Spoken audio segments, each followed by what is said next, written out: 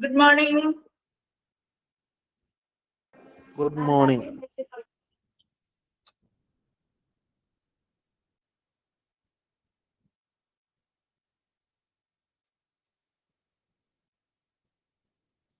Good morning, ma'am.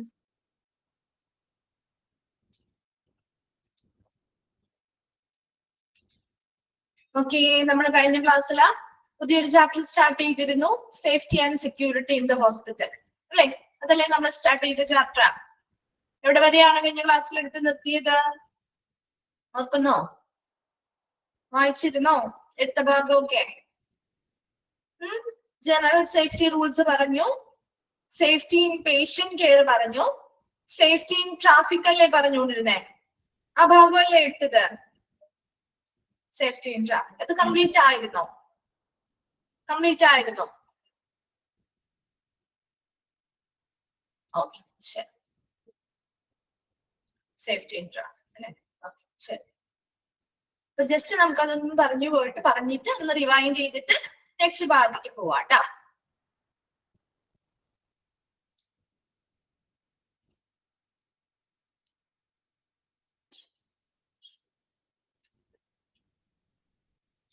Okay, അപ്പൊ safety in traffic അല്ലെ, അവിടെ പേഷ്യൻസിനെ ട്രാൻസ്പോർട്ട് ചെയ്യുന്നതുമായി ബന്ധപ്പെട്ടുള്ള സേഫ്റ്റി അല്ലെങ്കിൽ സുരക്ഷയാണ് പ്രധാനമായിട്ടും ഇവിടെ പറയുന്നത്. അപ്പൊ അതില് ഫസ്റ്റ് നമ്മൾ പറഞ്ഞിരുന്നു വീൽ ബ്രേക്കിന്റെ കാര്യം അല്ലെ. വീൽ ബ്രേക്ക് ഉപയോഗിച്ച് നമ്മുടെ സ്ട്രക്ചർ ആയിക്കോട്ടെ, വീൽ ചെയറുകൾ ആയിക്കോട്ടെ, അത് വളരെ സെക്യൂർ ആയിട്ട് നിർത്തുക എന്ന് പറയുന്നത് വളരെ സേഫ്റ്റി അല്ലെങ്കിൽ നമ്മുടെ സുരക്ഷ ഉറപ്പുവരുത്തുന്നതിന് വേണ്ടിയിട്ടുള്ള ഒരു കാര്യമാണ്. അപ്പൊ അവിടെ സ്ട്രക്ചറോ വീൽ ചെയറോ ഒക്കെ ഒരു പേഷ്യന്റിനെ കയറ്റുന്നതിന് വേണ്ടിയോ അല്ലെങ്കിൽ അതിൽ നിന്ന് ഇറക്കുന്നതിന് വേണ്ടിയിട്ടോ ഒരു സ്ഥലത്ത് മൂവ്മെന്റ് ഇല്ലാതെ നമുക്ക് ഫിക്സ് ചെയ്ത് നിർത്തണമെങ്കിൽ നമ്മുടെ മൂവ്മെന്റ് ഒന്നും പാടില്ല. ഒരു പേഷ്യന്റിനെ കഴിച്ചപ്പോൾ ഇത് മൂവ് ചെയ്ത് പോകാനും ചിലപ്പോൾ പേഷ്യൻസ് താഴെ വീഴാനോ അപകടങ്ങൾ വരാനോ സാധ്യതയുണ്ട്. ഇറക്കുമ്പോഴാണ് അതുപോലെ തന്നെ. അപ്പൊ എപ്പോഴും പേഷ്യൻസിനെ ഇറക്കുന്ന സമയത്താണെങ്കിലും സ്ട്രക്ചറിൽ നിന്നോ വീൽ ചെയറിൽ നിന്നോ പേഷ്യൻസിനെ കയറ്റുന്ന സമയത്താണെങ്കിലും അവിടെ ആ ഒരു വീൽ ചെയറോ സ്ട്രക്ചറോ മൂവ് ചെയ്യാതിരിക്കാനായിട്ട് നമുക്ക് ഈ വീൽ ബ്രേക്ക് ഉപയോഗിച്ച് സുരക്ഷിതമാക്കാവുന്നതാണ്. രണ്ടാമത്തത് സേഫ്റ്റി ബെൽറ്റിന്റെ കാര്യമാണ് നമ്മൾ പറഞ്ഞത് അല്ലെ. സേഫ്റ്റി ബെൽറ്റുകൾ എന്ന് പ്രത്യേകിച്ച് നമ്മൾ സ്ട്രക്ചറോ വീൽ ചെയറോ പേഷ്യൻസിനെ കൊണ്ടുപോകുന്ന സമയത്ത് അതിൽ നിന്ന് പേഷ്യൻസ് താഴെ വീഴാതിരിക്കാൻ വേണ്ടിയിട്ട് സേഫ്റ്റി ബെൽറ്റുകൾ ഉപയോഗിച്ചുകൊണ്ട് രണ്ട് സൈഡിൽ നിന്നും സേഫ്റ്റി ബെൽറ്റുകൾ യൂസ് ചെയ്തുകൊണ്ട് നമുക്ക് ട്രാൻസ്പോർട്ട് ചെയ്യാവുന്നതാണ്. മൂന്നാമത്തത് കാർട്ട്, സ്റ്റീൽ ചെയർസ്, സ്ട്രക്ചേഴ്സ് മുതലായിട്ടുള്ള കാര്യങ്ങൾ പറയുന്നത്. സോ ഇവിടെ കാർട്ടിൽ പോലെ ചെറിയ സാധനങ്ങളൊക്കെ കൊണ്ടുപോകുന്ന വണ്ടികളാണ് കേട്ടോ. അപ്പൊ അങ്ങനെയുള്ള വണ്ടികളായിക്കോട്ടെ, സ്റ്റീൽ ചെയറുകളായിക്കോട്ടെ, സ്ട്രക്ചർ ആയിക്കോട്ടെ, എന്തും വളരെ സ്ലോ ആയിട്ട് കൊണ്ടുപോവുക എന്നുള്ളതാണ്. ഒരുപാട് സ്പീഡ് ഒന്നും എടുക്കാതെ വളരെ സ്ലോ ആയിട്ട് കൊണ്ടുപോകുക. അതുപോലെ തന്നെ വാച്ച് നമ്മുടെ മുന്നിലുള്ള വഴികൾ വ്യക്തമായിട്ട് മനസ്സിലാക്കുകയും അതിലൂടെ ആവശ്യമായ രീതിയിൽ വളരെ സ്ലോ ആയ രീതിയിൽ തന്നെ അത് കൊണ്ടുപോകാൻ ശ്രമിക്കുക. അപ്പോഴും അപകടങ്ങൾ നമുക്ക് ഒരു പരിധി വരെ കുറയ്ക്കാൻ പറ്റും. അതുപോലെ റാമ്പുകൾ, അപ്പൊ അവിടെ ഹോസ്പിറ്റൽസിലൊക്കെ പേഷ്യൻസിനെ കയറ്റാനും സ്ട്രക്ചറിലും വീൽ ചെയറിലും കയറ്റാനും ഇറക്കാനും വേണ്ടി ഒരു ചെരിഞ്ഞ പ്രതലങ്ങൾ കാണാറുണ്ട് അല്ലെ, റാമ്പുകൾ എന്ന് പറയും നമ്മൾ അതിനെ. അപ്പൊ അങ്ങനെ റാമ്പുകളില് സ്ട്രക്ചറിലോ വീൽ ചെയറിലോ എന്തിനും ആയിക്കോട്ടെ പേഷ്യൻസിനെ നമ്മൾ ട്രാൻസ്പോർട്ട് ചെയ്യുമ്പോൾ അല്ലെങ്കിൽ കൊണ്ടുപോകുന്ന സമയത്ത് ആ റാമ്പിലൂടെ നമ്മൾ കയറ്റുമ്പോഴും ഇറക്കുമ്പോഴും എപ്പോഴാണോ നമ്മൾ ആ സ്ട്രക്ചറിന്റെയോ വീൽ ചെയറിന്റെയോ ഒക്കെ ലോവർ സൈഡ് അല്ലെങ്കിൽ ബാക്ക് സൈഡിൽ നിന്നാണ്. വീൽ ചെയറിനൊക്കെ ആണെങ്കിൽ ബാക്ക് സൈഡാണ്, സ്ട്രക്ചറിന്റെ ആണെങ്കിൽ ലോവർ സൈഡിൽ നിന്നായിരിക്കണം നമ്മൾ കൺട്രോൾ ചെയ്യേണ്ടത്. അത് ഇറക്കുന്ന സമയത്താണെങ്കിൽ ലോവർ സൈഡിലായിരിക്കണം ഇരിക്കേണ്ടത്, കയറ്റുന്ന സമയത്താണെങ്കിൽ ലോവർ സൈഡിൽ നിന്നായിരിക്കണം കൺട്രോൾ ചെയ്ത് എന്ത് ചെയ്യേണ്ടത്, റാമ്പുകളിലൂടെ ഈ ഒരു സ്ട്രക്ചറോ വീൽ ചെയറോ കയറ്റേണ്ടതും ഇറക്കേണ്ടതും. അതുപോലെ തന്നെ സ്വിംഗിങ് ഡോർസ് എന്ന് പറഞ്ഞു കഴിഞ്ഞാൽ ഓട്ടോമാറ്റിക്കലി തുറക്കുകയും അടക്കുകയും ചെയ്യുന്ന ഡോറുകളിലൂടെ നമുക്ക് ഇങ്ങനെയുള്ള വാഹനങ്ങൾ കൊണ്ടുപോകാൻ ശ്രമിക്കാം. മറ്റു ഡോറുകളിലൂടെ എന്താണ് കടന്നു പോകാതിരിക്കാൻ ശ്രമിക്കുക. അടുത്തത് എലിവേറ്ററിന്റെ കാര്യം എന്ന് പറഞ്ഞാൽ നമ്മുടെ ലിഫ്റ്റ് സൗകര്യങ്ങൾ. അപ്പൊ ഇത്തരത്തില് എലിവേറ്റേഴ്സിലൊക്കെ നമ്മൾ ഈ ഒരു ലിഫ്റ്റിലൂടെയൊക്കെ നമ്മള് വീൽ ചെയർ ആയിക്കോട്ടെ സ്ട്രക്ചർ ആയിക്കോട്ടെ കൊണ്ടുപോകുന്ന സമയത്ത് പ്രത്യേകം ശ്രദ്ധിക്കേണ്ട കാര്യം എന്ന് പറയുന്നത് ഈ ലിഫ്റ്റിന്റെയും അല്ലെങ്കിൽ ഈ എലിവേറ്ററിന്റെയും നമ്മുടെ ഫ്ലോറിന്റെയും ആ ഒരു ലെവൽ എന്ന് പറയുന്നത് ഒരുപോലെയാണ് എന്ന് എപ്പോഴും പരിശോധിക്കണം. അപ്പൊ ആ ഫ്ലോറും നമ്മുടെ ഈ ഒരു ലിഫ്റ്റിന്റെയും ആ ഒരു ലെവൽ ഒരുപോലെയാണോ നേരെയാണോ എന്ന് ആദ്യം പരിശോധിക്കുക. അതുപോലെ തന്നെ ഇപ്പൊ വീൽ ചെയറോ കാര്യങ്ങളോ ആണെങ്കിലും അതിന്റെ ബാക്ക് സൈഡ് ആയിരിക്കണം എപ്പോഴും ഫസ്റ്റ് നമ്മൾ ആ ഒരു എന്താണ് ലിഫ്റ്റിലേക്ക് കണക്ട് ചെയ്യേണ്ടത്. ബാക്ക് സൈഡ് ആയിരിക്കാം ആദ്യം കണക്ട് ചെയ്യേണ്ടത്. അതുപോലെ തന്നെ ട്രാൻസ്പോർട്ടിങ്ങുമായി ബന്ധപ്പെട്ട് നമ്മൾ പറയുകയാണെങ്കിൽ പേഷ്യൻസിന്റെ ഫീറ്റ് മുന്നിലേക്ക് വരുന്ന രീതിയിലായിരിക്കണം പേഷ്യൻസിന്റെ, അതായത് ഹെഡിന്റെ ഭാഗം കൺട്രോൾ ചെയ്തിട്ട് ഫീറ്റ് മുന്നിലേക്ക് വരുന്ന രീതിയിലായിരിക്കണം കൊണ്ടുപോവേണ്ടത്. അതുപോലെ തന്നെ ആവശ്യമാണെങ്കിൽ ഒരു അസിസ്റ്റന്റ് ഗൈഡ് ഫ്രണ്ടിൽ ഉണ്ടായിരിക്കണം വഴിയൊക്കെ കൃത്യമായിട്ട് കൊണ്ടുപോകാനും വേണ്ടി. അതുപോലെ തന്നെ ഈ സ്ട്രക്ചറോ വീൽ ചെയറോ ഒക്കെ നമ്മൾ ഹോസ്പിറ്റലിൽ യൂസ് ചെയ്യുന്ന കാര്യമാണ്. അപ്പൊ അത് എമർജൻസി സിറ്റുവേഷൻസ് ഒക്കെ പെട്ടെന്ന് ആവശ്യമായി വരുന്ന കാര്യമാണെങ്കിൽ പോലും അവിടെ ആ ഒരു തിരക്കുള്ള വഴികളിൽ ആ ഒരു തിരക്കൊക്കെ നമുക്ക് ഒഴിവാക്കാനും അവിടുത്തെ ആ ഒരു സ്ഥലപരിമിതിയോടുകൂടി മൂലം ഒരുപാട് സ്ഥലം ഇതിന് വേണ്ടാതെ വരിക അല്ലെങ്കിൽ എന്താണ് നടക്കുന്ന വഴിയിലൊന്നും കൊണ്ടുവയ്ക്കാതെ ആ ഒരു മെയിൻ ആയിട്ടുള്ള കൊറിഡോറിന്റെ ആ ഒരു ഇടനാഴിയുടെ ഒരു സൈഡിലായിട്ട് ഇത് മാക്സിമം എന്ത് ചെയ്യാനായിട്ട് ശ്രമിക്കുകയും ചെയ്യുക. അപ്പൊ അതിലൂടെയൊക്കെ അത് തട്ടി വീഴാനോ മറ്റുള്ള രീതിയിലുള്ള അപകടങ്ങളും കാര്യങ്ങളും തിരക്കുകളും ഒക്കെ നമുക്ക് എന്ത് ചെയ്യാൻ പറ്റും, കുറയ്ക്കാനായിട്ട് പറ്റും. അപ്പൊ ഇത്രയും സേഫ്റ്റിയും ട്രാഫിക്കിൽ പറഞ്ഞ കാര്യങ്ങളാണ്. ഇത് ക്ലിയർ അല്ലേ? ഓക്കെ അല്ലേ? ഞങ്ങൾ കഴിഞ്ഞ ക്ലാസ്സിൽ പറഞ്ഞ കാര്യങ്ങളാണിത്. ഓക്കെ അല്ലേ ഇത്? ഓക്കെ ശരി. Next one, safety against trips and false.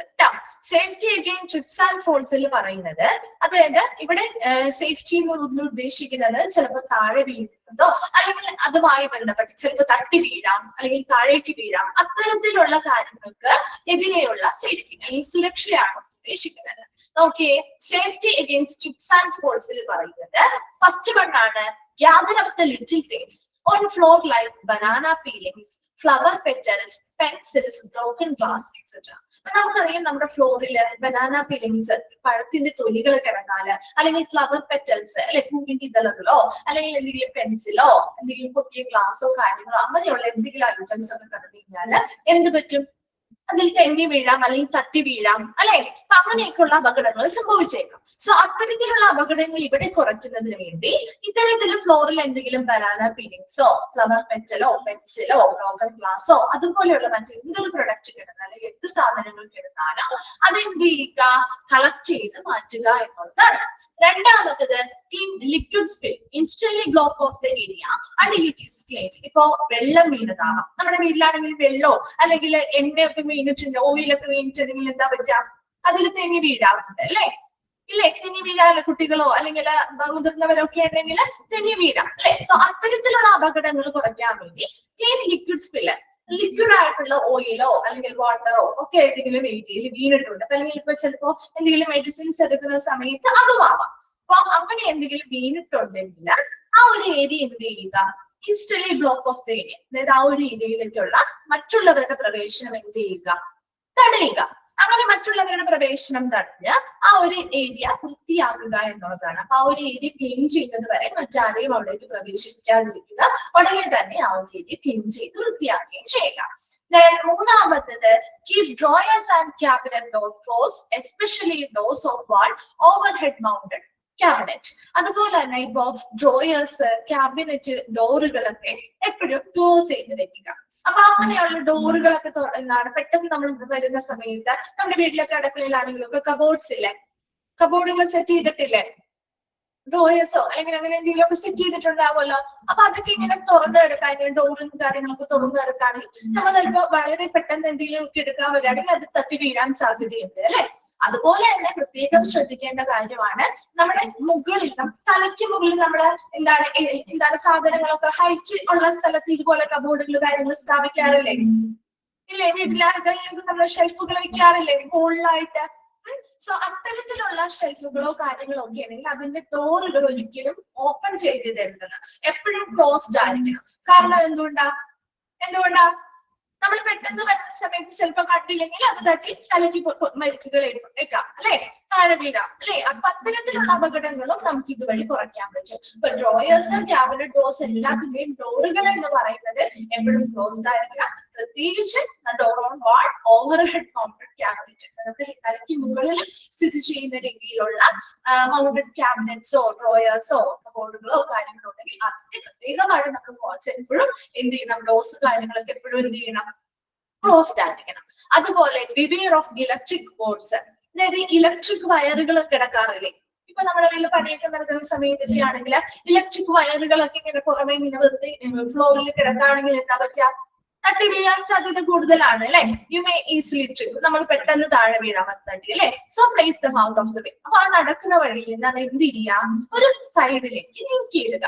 Then do not use fingers to collect broken glass. അതുപോലെ തന്നെ ഇപ്പോ പൊട്ടിയ ഗ്ലാസ് ഒക്കെ പൊട്ടി കിടക്കാണെന്ന് വിചാരിക്കുക, അല്ലെങ്കിൽ എന്തെങ്കിലും ഹോസ്പിറ്റലിൽ തന്നെ എന്തെങ്കിലും ബോട്ടിൽസോ കാര്യങ്ങളോ ഒക്കെ പൊട്ടിപ്പോയിട്ടുണ്ടെങ്കിൽ ഒരിക്കലും അത് കൈ ഉപയോഗിച്ച് എന്ത് ചെയ്യരുത്? ആ ഫിംഗേഴ്സ് ഉപയോഗിച്ച് ആ ഒരു പൊട്ടിയ ഗ്ലാസിന്റെ ഭാഗങ്ങൾ എടുക്കാൻ അല്ലെങ്കിൽ കളക്ട് ചെയ്യാൻ നിൽക്കരുത്. Use brush or pan instead. അതിന് പകരമായിട്ട് ബ്രഷോ പാനോ എന്തെങ്കിലും യൂസ് ചെയ്തുകൊണ്ട് അത് എന്ത് ചെയ്യുക? കളക്ട് ചെയ്യാൻ ശ്രമിക്കുക. അതുപോലെ take one stair at a time. Always use handrails while walking up or down the stair. But എപ്പോഴും എന്ത് ചെയ്യുക? Take one stair at a time. അതായത് നമ്മൾ എങ്ങനെയാണ് പേജ് നമ്പർ മിസ്സിന് ഇവിടെ 89 ആണ്, നിങ്ങളുടെ ഇതാണെന്നില്ല കേട്ടോ, ചെറിയ വ്യത്യാസം ഉണ്ടാവുകയെ നമ്പറില് 75.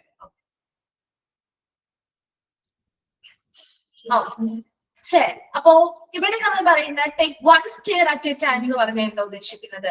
നമ്മൾ സ്റ്റെയർ കയറുമ്പോ സാധാരണ നമ്മൾ ഒരേ സ്റ്റെയർ അല്ലേ കയറുന്നത്? ഒരേ സ്റ്റെപ്പ് വെച്ചല്ലേ കയറുന്നേ അല്ലേ? തിരക്കുള്ള സമയത്ത് അല്ലെങ്കിൽ നമുക്ക് എന്തെങ്കിലും അത്യാവശ്യമായിട്ട് എടുക്കണം, എപ്പൊ നമ്മൾ എങ്ങനെയാ ചെയ്യാ? ഒരു സ്റ്റെയർ ആണോ കയറാൻ നിൽക്കുള്ളൂ? ആണോ? എല്ലാവരും പതുക്കെ ഒരു സ്റ്റെയർ കയറിപ്പോയാണോ തിരക്കുള്ള സമയങ്ങളോ അല്ലെങ്കിൽ അത്യാവശ്യമായിട്ട് എന്തെങ്കിലും സാധനം എടുക്കുമ്പോഴോ 2-3 സ്റ്റെയർ ഒക്കെ ഒരുമിച്ച് കയറി പോവാറില്ലേ? പോറുണ്ടോ? ഉണ്ട് അല്ലെ? നമ്മൾ ചെയ്യുന്ന കാര്യം തന്നെയാണ് അല്ലെ? ഇവിടെ എപ്പോഴും പറയുന്നത് take one stair at A time. ഒരു സ്റ്റെയർ അല്ലെങ്കിൽ ഒരു സ്റ്റെപ്പ് ഒരു പ്രാവശ്യം കയറുക. അതുപോലെ തന്നെ നമ്മൾ കയറുന്ന സമയത്ത് ഹാൻഡ് റെയിൽസ് യൂസ് ചെയ്യാറുണ്ടോ? ഫാസ്റ്റിലൊക്കെ കയറുന്ന സമയത്ത് ഹാൻഡ് റെയിൽസ് ഒക്കെ നമ്മൾ അധികം യൂസ് ചെയ്യാറില്ല അല്ലെ? അപ്പൊ അങ്ങനെയല്ല, ഒരു സ്റ്റെയർ അറ്റ് എ ടൈം കയറുക. അതുപോലെ തന്നെ ഹാൻഡ് റെയിൽസ് എപ്പോഴും, അതായത് സ്റ്റെയർ കയറുമ്പോഴും സ്റ്റെയറിൽ നിന്ന് ഇറങ്ങുന്ന സമയത്തും ഹാൻഡ് റെയിൽസ് നിർബന്ധമായിട്ടും ഉപയോഗിക്കുക. അതൊക്കെ നമ്മുടെ സേഫ്റ്റിക്ക് വേണ്ടിയിട്ട് വെച്ചിരിക്കുന്ന കാര്യങ്ങളാണ്, പക്ഷെ പകുതി നമ്മൾ യൂസ് ചെയ്യാറില്ല, നമ്മൾ പാലിക്കാറില്ല അല്ലെ? അടുത്തത് place object carefully overhead objects which are kept carelessly may drop and hurt people. അതുപോലെ തന്നെ നമ്മുടെ തലയ്ക്ക് മുകളിൽ അല്ലെങ്കിൽ നമ്മുടെ മുകളിലത്തെ ഷെൽഫുകളിലേക്കൊക്കെ സാധനങ്ങൾ, നമ്മുടെ തലയ്ക്ക് മീതെയുള്ള ഭാഗത്തൊക്കെയുള്ള സാധനങ്ങളൊക്കെ നമ്മൾ ഒബ്ജക്റ്റുകൾ എന്തെങ്കിലും വെക്കുന്ന സമയത്ത് വളരെ ശ്രദ്ധാപൂർവമായിരിക്കണം വെക്കേണ്ടത്. അത് എന്തുകൊണ്ടാണ്? കെയർലെസ് ആയിട്ടാണ് വെക്കുന്നതെങ്കിൽ അത് താഴേക്ക് തന്മാക്കി വീഴാനോ അതുവഴി ആളുകൾക്ക് ബുദ്ധിമുട്ടുകളോ അല്ലെങ്കിൽ എന്തെങ്കിലും അപകടങ്ങളോ ഒക്കെ ഉണ്ടാവാനും സാധ്യതയുണ്ട്. സോ ഇത്രയും നമ്മുടെ സേഫ്റ്റി ആൻഡ് ട്രിപ്സ് ആൻഡ് ഫോൾസിൽ പറയുന്നതാണ് കേട്ടോ. അപ്പൊ ഫസ്റ്റ് വൺ എന്ന് പറഞ്ഞാല് gather up the little things in the floor like banana peeling, flower petal, pencil, broken glass, etc. കേൾക്കാത്തവര് അല്ലെങ്കിൽ ശ്രദ്ധിക്കാത്തവരുണ്ടെങ്കിൽ ഒന്നുകൂടി ശ്രദ്ധിക്കാം കേട്ടോ. അപ്പൊ ആ ഫ്ലോറില് എന്തെങ്കിലും ബനാന പീലിങ്സ്, പഴത്തിന്റെ തൊലിയോ ഫ്ലവേഴ്സിന്റെ ഫ്ലവറിന്റെ പെറ്റൽസ്, എന്താണ് ഇതളങ്ങളോ പെൻസിലോ പൊട്ടിയ ഗ്ലാസോ അങ്ങനെയുള്ള എന്തെങ്കിലും സാധനങ്ങൾ കിടക്കുന്നുണ്ടെങ്കിൽ ആ ഫ്ലോറിൽ നിന്ന് അത് എന്ത് ചെയ്യുക?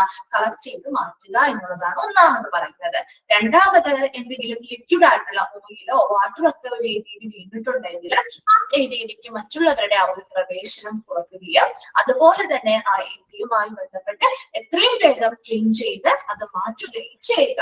മൂന്നാമത്തത് ഡ്രോയേഴ്സ്, ക്യാബിനറ്റ് ഡോർസ് എല്ലാം എപ്പോഴും ക്ലോസ്ഡ് ആയിരിക്കണം. അതുപോലെ എസ്പെഷ്യലി നമ്മുടെ തലയ്ക്ക് മുകളിൽ സ്ഥിതി ചെയ്യുന്ന രീതിയിലുള്ള ക്യാബിനറ്റ്സോ അല്ലെങ്കിൽ എന്താണ് ക്യാബിനറ്റ്സോ അല്ലെങ്കിൽ ഡ്രോയേഴ്സോ കാര്യങ്ങളോ ആണെങ്കിൽ അത് നിർബന്ധമായിട്ടും അതിന്റെ ഡോർസ് എപ്പോഴും ക്ലോസ്ഡ് ആയിരിക്കണം.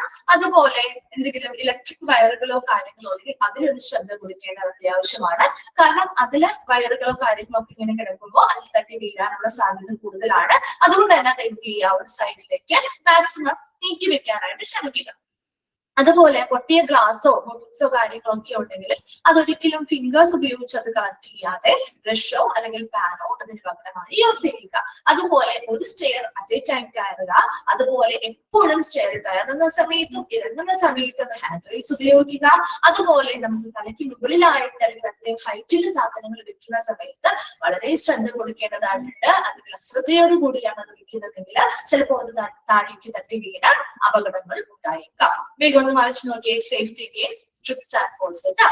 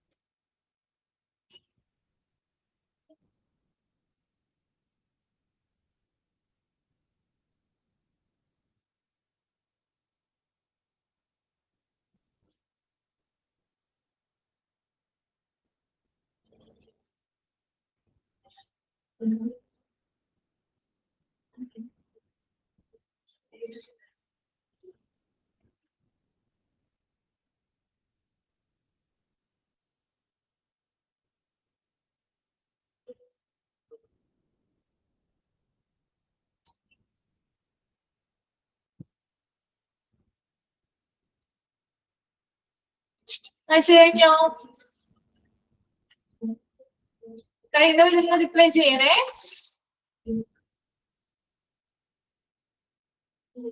ഓക്കെ, ശരി. നെക്സ്റ്റ് പോവാലോ. നെക്സ്റ്റ് വണ്ണാണ് safety in electric goods. Electric goods അല്ലെങ്കിൽ ഇലക്ട്രിക് വസ്തുക്കളുമായി ബന്ധപ്പെട്ട സേഫ്റ്റി അല്ലെങ്കിൽ സുരക്ഷ. അപ്പൊ നോക്കി, ഫസ്റ്റ് വൺ ആണ് prevent wetness near switches wiring appliances. നമ്മൾ പണ്ട് മുതൽ കേൾക്കാറുണ്ട് അല്ലെ, നമ്മുടെ അമ്മമാരൊക്കെ പറയുന്നത് അല്ലെ, നനഞ്ഞ കൈ കൊണ്ട് എന്ത് ചെയ്യരുത്, സ്വിച്ച് ഒന്നും ഇടരുത് എന്ന് പറയാറുണ്ട് അല്ലെ. ഷോക്ക് അടിക്കും അല്ലെങ്കിൽ കറണ്ട് പാസ്സാവും എന്നൊക്കെ പറയാറുണ്ട് അല്ലെ, കറണ്ട് അടിക്കും എന്നൊക്കെ പറയും അല്ലെ.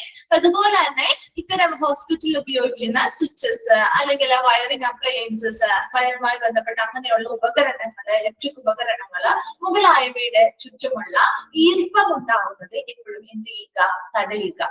ദെൻ അടുത്തത് protect cold heat and oil എന്നാണ് കേട്ടോ ഇവിടെ. Heat, oil and abuse will damage electric insulation. അതായത് ഇപ്പൊ വയറുകൾ കാര്യങ്ങളൊക്കെ ആണെങ്കിൽ അവിടെ ചൂടടിച്ച് കഴിഞ്ഞാൽ കൂടുതൽ ചൂട് അതിൽ അടിക്കുന്നത് അല്ലെങ്കിൽ ഓയില് മുതലായിട്ടുള്ള വസ്തുക്കള് എന്ത് ചെയ്യാം, അത് ഇത്തരത്തിലുള്ള കാര്യങ്ങൾ ഉപയോഗിക്കുമ്പോൾ ആ ഒരു വയേഴ്സ് എന്താവാം, ഡാമേജ്ഡ് ആവാനും അതിലൂടെയുള്ള ഒരു ഇലക്ട്രിക് ഇൻസുലേഷനെ അത് തകരാറ് വരുത്താനൊക്കെ സാധ്യതയുണ്ട്. അപ്പൊ അതുകൊണ്ട് തന്നെ ഹീറ്റ്, ഓയിൽ മുതലായിട്ടുള്ളവ ഉപയോഗിച്ചുകൊണ്ട് അല്ലെങ്കിൽ ഇതുമായി ബന്ധപ്പെട്ട് വരുന്നതും ഉപയോഗിക്കുന്നതും അല്ലെങ്കിൽ അതിനോട് അടുത്തിരിക്കുന്നതൊക്കെ ഒഴിവാക്കുക. അടുത്തത് inspect code plugs, switches and outlet regularly to make sure that they are not damaged. അതുപോലെ തന്നെ പതിവായിട്ട് ഈ വയറുകള്, അതിനുവേണ്ടി ഉപയോഗിക്കുന്ന പ്ലഗുകള്, സ്വിച്ചസ്, ഔട്ട്ലെറ്റ്, നമ്മുടെ എന്താണ് പുറമേക്കുള്ള ഔട്ട്ലെറ്റുകള്, അതുപോലുള്ള ആ ഒരു ബോക്സ് ഒക്കെ ഉണ്ടല്ലോ. സോ അത്തരം കാര്യങ്ങളൊക്കെ പതിവായിട്ട് എന്ത് ചെയ്യുക, പരിശോധിച്ച് അതിൽ യാതൊരുവിധ കേടുപാടുകളൊന്നും ഇല്ലാതെ എപ്പോഴും ഉറപ്പുവരുത്തണം. അതുപോലെ റിപ്പോർട്ട് ഇലക്ട്രിക് ഫോൾട്സ് ഇൻസ്റ്റന്റ്. ഇപ്പൊ എന്തെങ്കിലും ഇപ്പൊ നമ്മുടെ വീടുകളിൽ അടുക്കളയിലൊക്കെ ആണെങ്കിലും കിച്ചണിൽ നമ്മൾ ചെയ്യുന്ന സമയത്ത് ചിലപ്പോ പറയാറില്ലേ, എന്തെങ്കിലും ഫ്രിഡ്ജിൽ നിന്നോ അല്ലെങ്കിൽ മിക്സിയുമായി ബന്ധപ്പെട്ടോ ഒക്കെ ചെറിയ ഷോക്ക് വരുന്ന പോലെ ഫീൽ ചെയ്യാറില്ലേ നമുക്ക് ചില ഉപകരണങ്ങൾ തൊടുമ്പോ? തോന്നാറുണ്ടോ? ഷോക്ക് വരുന്ന പോലെ തോന്നാം. അതുപോലെ തന്നെ ഓവർ ഹീറ്റിംഗ് ആയിട്ട് അമിതമായിട്ടുള്ള ചൂട് കൂടുതലായിട്ട് തോന്നാം ഇല്ലേ? ചെറിയ ചെറിയ സ്പാർക്കിംഗ് നോയ്സ്, ചെറിയ സൗണ്ട് പൊട്ടുന്ന പോലെയുള്ള സൗണ്ടുകൾ കേൾക്കാം, അല്ലെങ്കിൽ ചെറിയ രീതിയിലുള്ള തീപ്പൊരികൾ വരാം. കണ്ടിട്ടില്ലേ? ഇത്തരം കാര്യങ്ങളൊക്കെ ഇലക്ട്രിക് ഉപകരണങ്ങളിൽ നിന്ന് വരുന്നതാണ്. സോ ഇതെല്ലാം ഉദ്ദേശിക്കുന്നത്, ഇങ്ങനെയുള്ള കാര്യങ്ങളൊക്കെ വന്നിട്ടുണ്ടെങ്കിൽ അത് ഉദ്ദേശിക്കുന്നത് നമുക്കൊരു അർജന്റ് വാർണിംഗ് ആണ്. അതായത് ഈ ഒരു ഉപകരണം തകരാറാവാണ് എന്നുള്ളതിന്റെ ഒരു മുന്നറിയിപ്പാണ് ശരിക്കും ഇത് തരുന്നത്. സോ അത്തരത്തിലുള്ള എന്തെങ്കിലും സൈൻ ബോർഡുകൾ, സൈൻസോ കാര്യങ്ങളോ കണ്ടു കഴിഞ്ഞാൽ ഉടനെ എന്ത് ചെയ്യുക, ആ ഒരു ഇലക്ട്രിക് തകരാറുകൾ ഉടനെ ബന്ധപ്പെട്ട ആളുകളുമായിട്ട് എന്ത് ചെയ്യുക, റിപ്പോർട്ട് ചെയ്യുക. പ്രത്യേകിച്ച് ഒരു ഹോസ്പിറ്റൽ എന്ന് പറയുമ്പോൾ ഒരു ഉപകരണത്തിന് ചെറിയൊരു കേടുപാട് സംഭവിച്ചാൽ പോലും അതിൽ നിന്ന് വളരെ വലിയ രീതിയിലുള്ള ബുദ്ധിമുട്ടുകളോ അപകടങ്ങളോ ഉണ്ടായിരിക്കും. കേൾക്കാറുണ്ടല്ലോ അല്ലെ, നമ്മുടെ ന്യൂസ് പേപ്പേഴ്സിലും ന്യൂസിലൊക്കെ ഒരുപാട് ഇത്തരത്തിലുള്ള സംഭവങ്ങൾ ഉണ്ടാവാറുണ്ട് അല്ലെ. ഷോർട്ട് സർക്യൂട്ടുകൾ വഴിയൊക്കെ അല്ലെങ്കിൽ മെഷീൻസുമായി ബന്ധപ്പെട്ടൊക്കെ ഒരുപാട് അപകടങ്ങൾ നടക്കുന്നത് കേട്ടിട്ടാറില്ലേ. അപ്പൊ അത്തരത്തിലുള്ള അപകടങ്ങളൊക്കെ കുറയ്ക്കുന്നതിന് വേണ്ടി എപ്പോഴും ഇത്തരത്തിലുള്ള എന്തെങ്കിലും അർജന്റ് വാർണിംഗ്സോ കാര്യങ്ങളോ കിട്ടുകയാണെങ്കിൽ ഉടനെ അതിന്റെ ആ ഒരു തകരാറ് എന്ത് ചെയ്യുക, ബന്ധപ്പെട്ട അധികാരികൾ റിപ്പോർട്ട് ചെയ്യുകയും ഉടനെ അത് റിപ്പയർ ചെയ്യുക അല്ലെങ്കിൽ മെയിന്റനൻസുമായി ബന്ധപ്പെട്ട കാര്യങ്ങൾ കൊണ്ടുനടക്കാം. അതുപോലെ തന്നെ do not use an electric outlet when the plug does not fit accurately, get the outlet changed. അപ്പൊ നമ്മുടെ വീട്ടിൽ ചിലപ്പോൾ എന്തെങ്കിലുമൊക്കെ ഇപ്പോ ടിവിയുടെയോ ഫ്രിഡ്ജിന്റെയോ ഒക്കെ ആ ഒരു ഇലക്ട്രിക് ഔട്ട്ലെറ്റിലേക്ക് പ്ലഗ് കയറ്റുമ്പോൾ ചിലത് ഫിറ്റ് ആവാറില്ല അല്ലെ, ചിലത് ലൂസ് ആയിരിക്കും. പ്ലഗ് കയറ്റുന്ന സമയത്ത് ആ ഒരു ഔട്ട്ലെറ്റും പ്ലഗും തമ്മിൽ ചിലപ്പോൾ മാച്ച് ആവാറില്ല, ശരിയല്ലേ? ചിലത് ലൂസ് ആയിരിക്കും, നമുക്ക് ഇങ്ങനെ ഊരിപ്പോന പോലെ തോന്നും പ്ലഗ് കുത്തുമ്പോ. ചില സമയത്ത് വളരെ ഫിറ്റ് ആയിട്ടിരിക്കും അല്ലെ, നമുക്ക് എടുക്കാൻ ബുദ്ധിമുട്ട് പോലെ തോന്നും. സോ അത്തരത്തിലുള്ള കണ്ടീഷൻ ഒക്കെ ഉണ്ടെങ്കിൽ അത് ഫിറ്റ് അല്ല, ആക്യുറേറ്റ് കൃത്യമായിട്ട് അത് ഫിറ്റ് ആയിട്ട് ഇരിക്കുന്നില്ല എങ്കിൽ എന്ത് ചെയ്യുക, ആ ഔട്ട്ലെറ്റ് ചേഞ്ച് ചെയ്യണം. പ്ലഗ് നമുക്ക് ചേഞ്ച് ചെയ്യാൻ പറ്റില്ലല്ലോ, കാരണം അത് ആ ഒരു എക്യുപ്മെന്റിൽ നിന്ന് വരുന്നതല്ലേ. അപ്പൊ ആ ഒരു ഔട്ട്ലെറ്റ് ഇല്ലേ, നമ്മുടെ ആ ഒരു കുത്തുന്ന ആ ഒരു ബോക്സിന്റെ ആ ഭാഗം, അപ്പൊ അങ്ങനെയുള്ള ഔട്ട്ലെറ്റുകൾ എന്ത് ചെയ്യാം, ഇതിന് ഫിറ്റ് ആയിട്ടുള്ളത് എന്ത് ചെയ്യാം, പ്ലേസ് ചെയ്തിട്ട് വേണം അത് യൂസ് ചെയ്യാനായിട്ട്. അതുപോലെ തന്നെ when connecting and disconnecting equipment, turn the on off switches to off position. അപ്പൊ എപ്പോഴും നമ്മൾ ശ്രദ്ധിക്കുന്ന ഒരു കാര്യമാണിത്. നമ്മൾ ചിലപ്പോൾ ഉപകരണങ്ങൾ യൂസ് ചെയ്തിട്ട് അത് നമ്മൾ എന്ത് ചെയ്യാറുണ്ട്, സ്വിച്ച് ഓഫ് ചെയ്യാണ്ട് പോവാറുണ്ട് അല്ലേ. പ്രത്യേകിച്ച് നമ്മുടെ മിക്സിയോ കാര്യങ്ങളോ ഒക്കെ യൂസ് ചെയ്യുന്ന സമയത്ത് മിക്ക വീടുകളിലും ചെയ്യുന്ന കാര്യമാണ്. അത് നമ്മൾ എന്താണ് യൂസ് ചെയ്ത് കഴിഞ്ഞ് കഴിയുമ്പോൾ സ്വിച്ച് ഓഫ് ആക്കാതെ പോകും. അതുപോലെ തന്നെ നമ്മൾ ഏറ്റവും ശ്രദ്ധിക്കാത്ത കാര്യം എന്ന് പറയുന്നത്, നമ്മുടെ മൊബൈൽ ഫോൺസ് ചാർജ് ചെയ്യാനിടും ഇല്ലേ. ചാർജ് ചെയ്യാനിടുമ്പോ എപ്പോഴും ഫോൺ വരുമ്പോഴോ അല്ലെങ്കിൽ നമ്മൾ എടുക്കുമ്പോഴോ മിക്ക ആളുകളും അത് ശ്രദ്ധിക്കാത്ത ഒരു കാര്യമാണ് അല്ലെ. സ്വിച്ച് ഓഫ് ചെയ്യാണ്ട് പോവാറില്ലേ, അല്ലെങ്കിൽ അതിൽ നിന്ന് ആ ഒരു വയറിൽ നിന്ന് ഫോൺ മാത്രമേ ഊരിക്കൊണ്ട് പോരും അല്ലേ. അല്ലെങ്കിൽ അത് ഓഫ് ആക്കാതെ തന്നെ അത് യൂസ് ചെയ്യാറുണ്ട്, ശരിയല്ലേ. വല്ല ഫോണോ കാര്യങ്ങളോ വന്നാലും ഒരിക്കലും സ്വിച്ച് ഓഫ് ആക്കാതെ തന്നെ ചാർജിങ്ങിൽ ഇട്ടുകൊണ്ട് തന്നെ ഫോൺ ചെയ്യാറുണ്ട്. ഇതൊക്കെ ഒരുപാട് അപകടങ്ങൾ അറിയാതെ തന്നെ നമ്മൾ വിളിച്ചു വരുത്തുന്ന കാര്യങ്ങളാണ്. സോ അത്തരം കാര്യങ്ങളൊക്കെ ഇവിടെയും ഇതുപോലെ തന്നെ ശ്രദ്ധിക്കേണ്ടതായിട്ടുണ്ട്. എപ്പോഴും ഒരു ഉപകരണം കണക്ട് ചെയ്യുമ്പോഴും അത് ഡിസ്കണക്ട് ചെയ്യുമ്പോഴും ആ ഒരു സ്വിച്ച് എന്ന് പറയും, ഓൺ ഓഫ് സ്വിച്ച് ഉണ്ടല്ലോ, അത് എപ്പോഴും ഏത് പൊസിഷനിലായിരിക്കണം, ഓഫ് പൊസിഷനിലായിരിക്കണം. നമ്മളൊരു ഉപകരണം പ്ലഗ് കുത്തുമ്പോ അല്ലെങ്കിൽ ഒരു ഉപകരണം നമുക്ക് സ്റ്റാർട്ട് ചെയ്യണം അല്ലെങ്കിൽ കണക്ട് ചെയ്യണം എങ്കിൽ അവിടെ ആ സ്വിച്ച് ആദ്യം ഓഫ് പൊസിഷനിലാണോ എന്ന് ഉറപ്പുവരുത്തി അതിനുശേഷം നമ്മൾ പ്ലഗ് ചാർജ് ചെയ്തു, പ്ലഗ് എന്ത് ചെയ്തു, ഫിറ്റ് ചെയ്തു, അതിനുശേഷം നമ്മൾ പ്രവർത്തിപ്പിക്കാൻ വേണ്ടി അത് നോക്കുക. അതുപോലെ തന്നെ ഡിസ്കണക്ട് ചെയ്യണമെങ്കിലും ഇതുപോലെ തന്നെ അത് ഓഫ് പൊസിഷനിലാക്കിയിട്ട് വേണം അതിൽ നിന്ന് ഡിസ്കണക്ട് ചെയ്യാനായിട്ട്. അത് എപ്പോഴും ശ്രദ്ധിക്കേണ്ട കാര്യമാണ്. ആ ഒരു സ്വിച്ച് ഓഫ് പൊസിഷനിലായിരിക്കണം. അതുപോലെ make sure that the equipment is properly grounded. അതുപോലെ എല്ലാ ഉപകരണങ്ങളും ശരിയായ രീതിയിൽ തറയിൽ ഉറച്ചു തന്നെയല്ലേ ഇരിക്കുന്നത്. അത് അല്ലെങ്കിൽ ചെരിഞ്ഞോ അല്ലെങ്കിൽ എന്താണ് വീഴാറായോ ഒന്നും ഇരിക്കുന്നില്ലല്ലോ എന്നൊക്കെ കൃത്യമായിട്ട് എന്ത് ചെയ്യണം, ശരിയായ രീതിയിൽ പരിശോധിച്ച് ഉറപ്പുവരുത്തണം. അതുപോലെ 3 wire ground plugs are good protection. അപ്പൊ നിങ്ങൾ കണ്ടിട്ടുണ്ട് 2 wires അല്ലെങ്കിൽ 3 pin 2 pin ഒക്കെ കണ്ടിട്ടില്ലേ. അപ്പൊ അതിലെപ്പോഴും 3 wire ground പ്ലഗുകളാണ് എപ്പോഴും നമ്മൾ വളരെ സേഫ് ആയിട്ടുള്ളവ എന്ന് പറയുന്നത്. അതുപോലെ keep wires lamps free from contact with curtain, furniture, packing materials. അതുപോലെ തന്നെ വയർ ലാമ്പുകൾ കണ്ടിട്ടില്ലേ, ഇപ്പൊ തൂക്കിയിടുന്ന ടൈപ്പ് ലാമ്പുകൾ കണ്ടിട്ടില്ലേ നിങ്ങള്, വയർ ലാമ്പുകള് തൂക്കിയിടുന്ന ടൈപ്പ്, വയറിൽ നിന്ന് ഇങ്ങനെ ബൾബുകളോ ലാമ്പുകൾ വന്നിരിക്കുന്ന ടൈപ്പ് കണ്ടിട്ടില്ലേ. സോ അത്തരത്തിലുള്ള വയർ ലാമ്പുകളോ കാര്യങ്ങളോ ഒന്നും ഒരിക്കലും ഒരു കർട്ടനുമായിട്ടോ അല്ലെങ്കിൽ എന്തെങ്കിലും ഫർണിച്ചറുമായിട്ടോ അല്ലെങ്കിൽ മറ്റെന്തെങ്കിലും പാക്കിംഗ് മെറ്റീരിയലുമായിട്ടോ ഒന്നും ഒരിക്കലും കോണ്ടാക്റ്റിൽ വരാത്ത രീതിയിലായിരിക്കണം അത് സ്ഥാപിക്കേണ്ടത്. എന്തുകൊണ്ടാണ്, ഇതിൽ നിന്ന് ചെറിയൊരു ഷോർട്ട് സർക്യൂട്ടോ കാര്യങ്ങളോ ഉണ്ടെങ്കിൽ പോലും തീപിടിക്കാനും കത്തുപിടിക്കാനും ഒക്കെ സാധ്യത കൂടുതലാണ്. അതുകൊണ്ട് തന്നെ ഇതൊക്കെ നമുക്ക് യൂസ് ചെയ്യാം. അതൊരിക്കലും ഈ പറയുന്ന കർട്ടന്റെയോ ഫർണിച്ചറിന്റെയോ പാക്കിംഗ് മെറ്റീരിയൽസിന്റെയോ അടുത്താവരുത് അല്ലെങ്കിൽ അതുമായിട്ട് കോണ്ടാക്ട് ഉണ്ടാവരുതെന്ന് മാത്രമേ ഉള്ളൂ. അതുപോലെ do not use any portable electric equipment till the engineering department checks for it safely. ഇതാണ്. അതുപോലെ തന്നെ ഇപ്പൊ പോർട്ടബിൾ ആയിട്ടുള്ള ഇലക്ട്രിക് എക്യുപ്മെന്റ് നമുക്ക് കൊണ്ടുപോകാൻ പറ്റുന്ന മൂവബിൾ ആയിട്ടുള്ള ഇലക്ട്രിക് ഉപകരണങ്ങളുണ്ട് അല്ലെ. സോ അതെപ്പോഴും നമുക്ക് കൊണ്ടുപോവാം. എഞ്ചിനീയറിംഗ് ഡിപ്പാർട്ട്മെന്റ് അത് പരിശോധിച്ച് അതിന്റെ സുരക്ഷ ഉറപ്പുവരുത്തി നമുക്ക് മൂവബിൾ ആണ്, നമുക്ക് കൊണ്ടുപോയി നടക്കാവുന്നതാണ് എന്ന് ഉറപ്പുവരുത്തിയതിനു ശേഷം മാത്രമേ പോർട്ടബിൾ ആയിട്ടുള്ള ഏതൊരു ഇലക്ട്രിക് എക്യുപ്മെന്റും യൂസ് ചെയ്യാൻ പാടുള്ളൂ. അല്ലാത്ത പക്ഷം നടക്കാതിരിക്കുന്നത് തന്നെയാണ് വളരെ സേഫ്റ്റി എന്ന് പറയുന്നത്. അപ്പൊ ഒന്നുകൂടി പറയാം, next safety in electric goods ആണ് നമ്മൾ പറഞ്ഞുകൊണ്ടിരുന്നത്. ഫസ്റ്റ് വൺ എന്ന് പറയുന്നത് എന്താണ്, സ്വിച്ചസ്, അതുപോലെ തന്നെ ഇങ്ങനെയുള്ള വയറിംഗ് അപ്ലയൻസസ് അല്ലെങ്കിൽ ഇലക്ട്രോണിക് ഉപകരണങ്ങളുടെ അടുത്തുള്ള ആ ഒരു ഈർപ്പം തടയുക. അത് അങ്ങനെയുള്ള ഒരു ഈർപ്പമോ കാര്യങ്ങളോ ഒന്നുമില്ലോ കാര്യങ്ങളോ ഒന്നും വരാത്ത രീതിയിൽ അത് സംരക്ഷിച്ച് നിർത്തുക. അതുപോലെ തന്നെ വയേഴ്സിനെ പ്രൊട്ടക്ട് ചെയ്യുക, ഹീറ്റിൽ നിന്നും ഓയിലും മറ്റുള്ള ദുരുപയോഗങ്ങളിൽ നിന്നൊക്കെ വയറിനെ പ്രൊട്ടക്ട് ചെയ്യുകയും അതല്ലെങ്കിൽ ഇത്തരത്തിലുള്ള കാര്യങ്ങൾ വഴി അവിടെ ആ ഒരു വയറിന്റെ ഇലക്ട്രിക് ഇൻസുലേഷൻ അത് ഡാമേജ് ആവാനുള്ള സാധ്യതയുണ്ട്. അതുപോലെ തന്നെ ഇപ്പോൾ വയറുകളായിക്കോട്ടെ, പ്ലഗ് ആയിക്കോട്ടെ, സ്വിച്ചസ് ആയിക്കോട്ടെ, ഔട്ട്ലെറ്റ് ആയിക്കോട്ടെ, ഇതെല്ലാം പതിവായിട്ട് പരിശോധിക്കുകയും അതിന് യാതൊരു വിധ കേടുപാടും ഇല്ല എന്ന് ഉറപ്പുവരുത്തുകയും ചെയ്യണം. അതുപോലെ തന്നെ ഇപ്പൊ എന്തെങ്കിലും ഉപകരണങ്ങൾ ചെറിയ സ്മോൾ ഷോക്ക് അനുഭവപ്പെടുന്നുണ്ടോ അല്ലെങ്കിൽ അമിതമായിട്ടുള്ള ചൂട് അനുഭവപ്പെടുന്നുണ്ടോ, ചെറിയ രീതിയിലുള്ള തീപ്പൊരിയോ അല്ലെങ്കിൽ സ്പാർക്ക് നോയിസോ സൗണ്ടോ ഒക്കെ കേൾക്കുന്നുണ്ടെങ്കിൽ ഉണ്ടെങ്കിൽ അത്തരത്തില് വരുന്ന ഇലക്ട്രിക് ഫോൾട്ട് അല്ലെങ്കിൽ ഇലക്ട്രിക് തകരാറുകൾ ഉടനെ തന്നെ ബന്ധപ്പെട്ട അധികാരികൾക്ക് റിപ്പോർട്ട് ചെയ്യുക. അതുപോലെ തന്നെ ഇലക്ട്രിക് ഔട്ട്ലെറ്റ് പ്ലഗും തമ്മില് വളരെ ആക്യുറേറ്റ് ആയിട്ട് ഫിറ്റ് ആകുന്നില്ല എങ്കിൽ ആ ഒരു ഔട്ട്ലെറ്റ് മാക്സിമം നമ്മൾ ചേഞ്ച് ചെയ്യാനായിട്ട് ശ്രമിക്കുക. അതുപോലെ ഒരു എക്യുപ്മെന്റ് കണക്ട് ചെയ്യുമ്പോഴോ ഡിസ്കണക്ട് ചെയ്യുമ്പോഴും ആ ഒരു ഓൺ ഓഫ് സ്വിച്ച് എന്ന് പറയുന്നത് ഓഫ് പൊസിഷനിലായിരിക്കണം.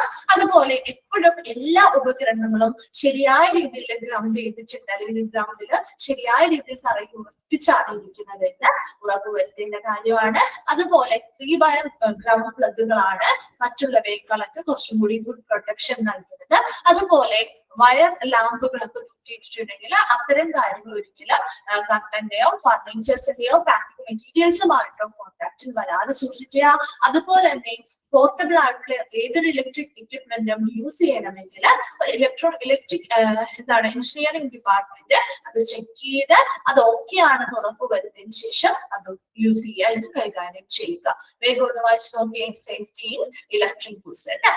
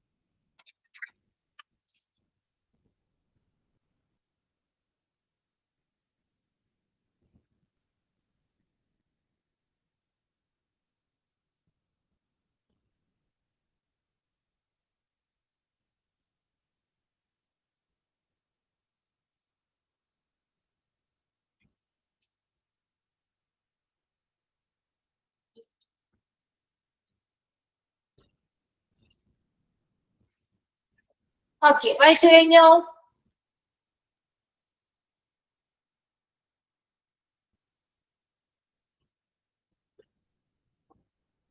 ശരി.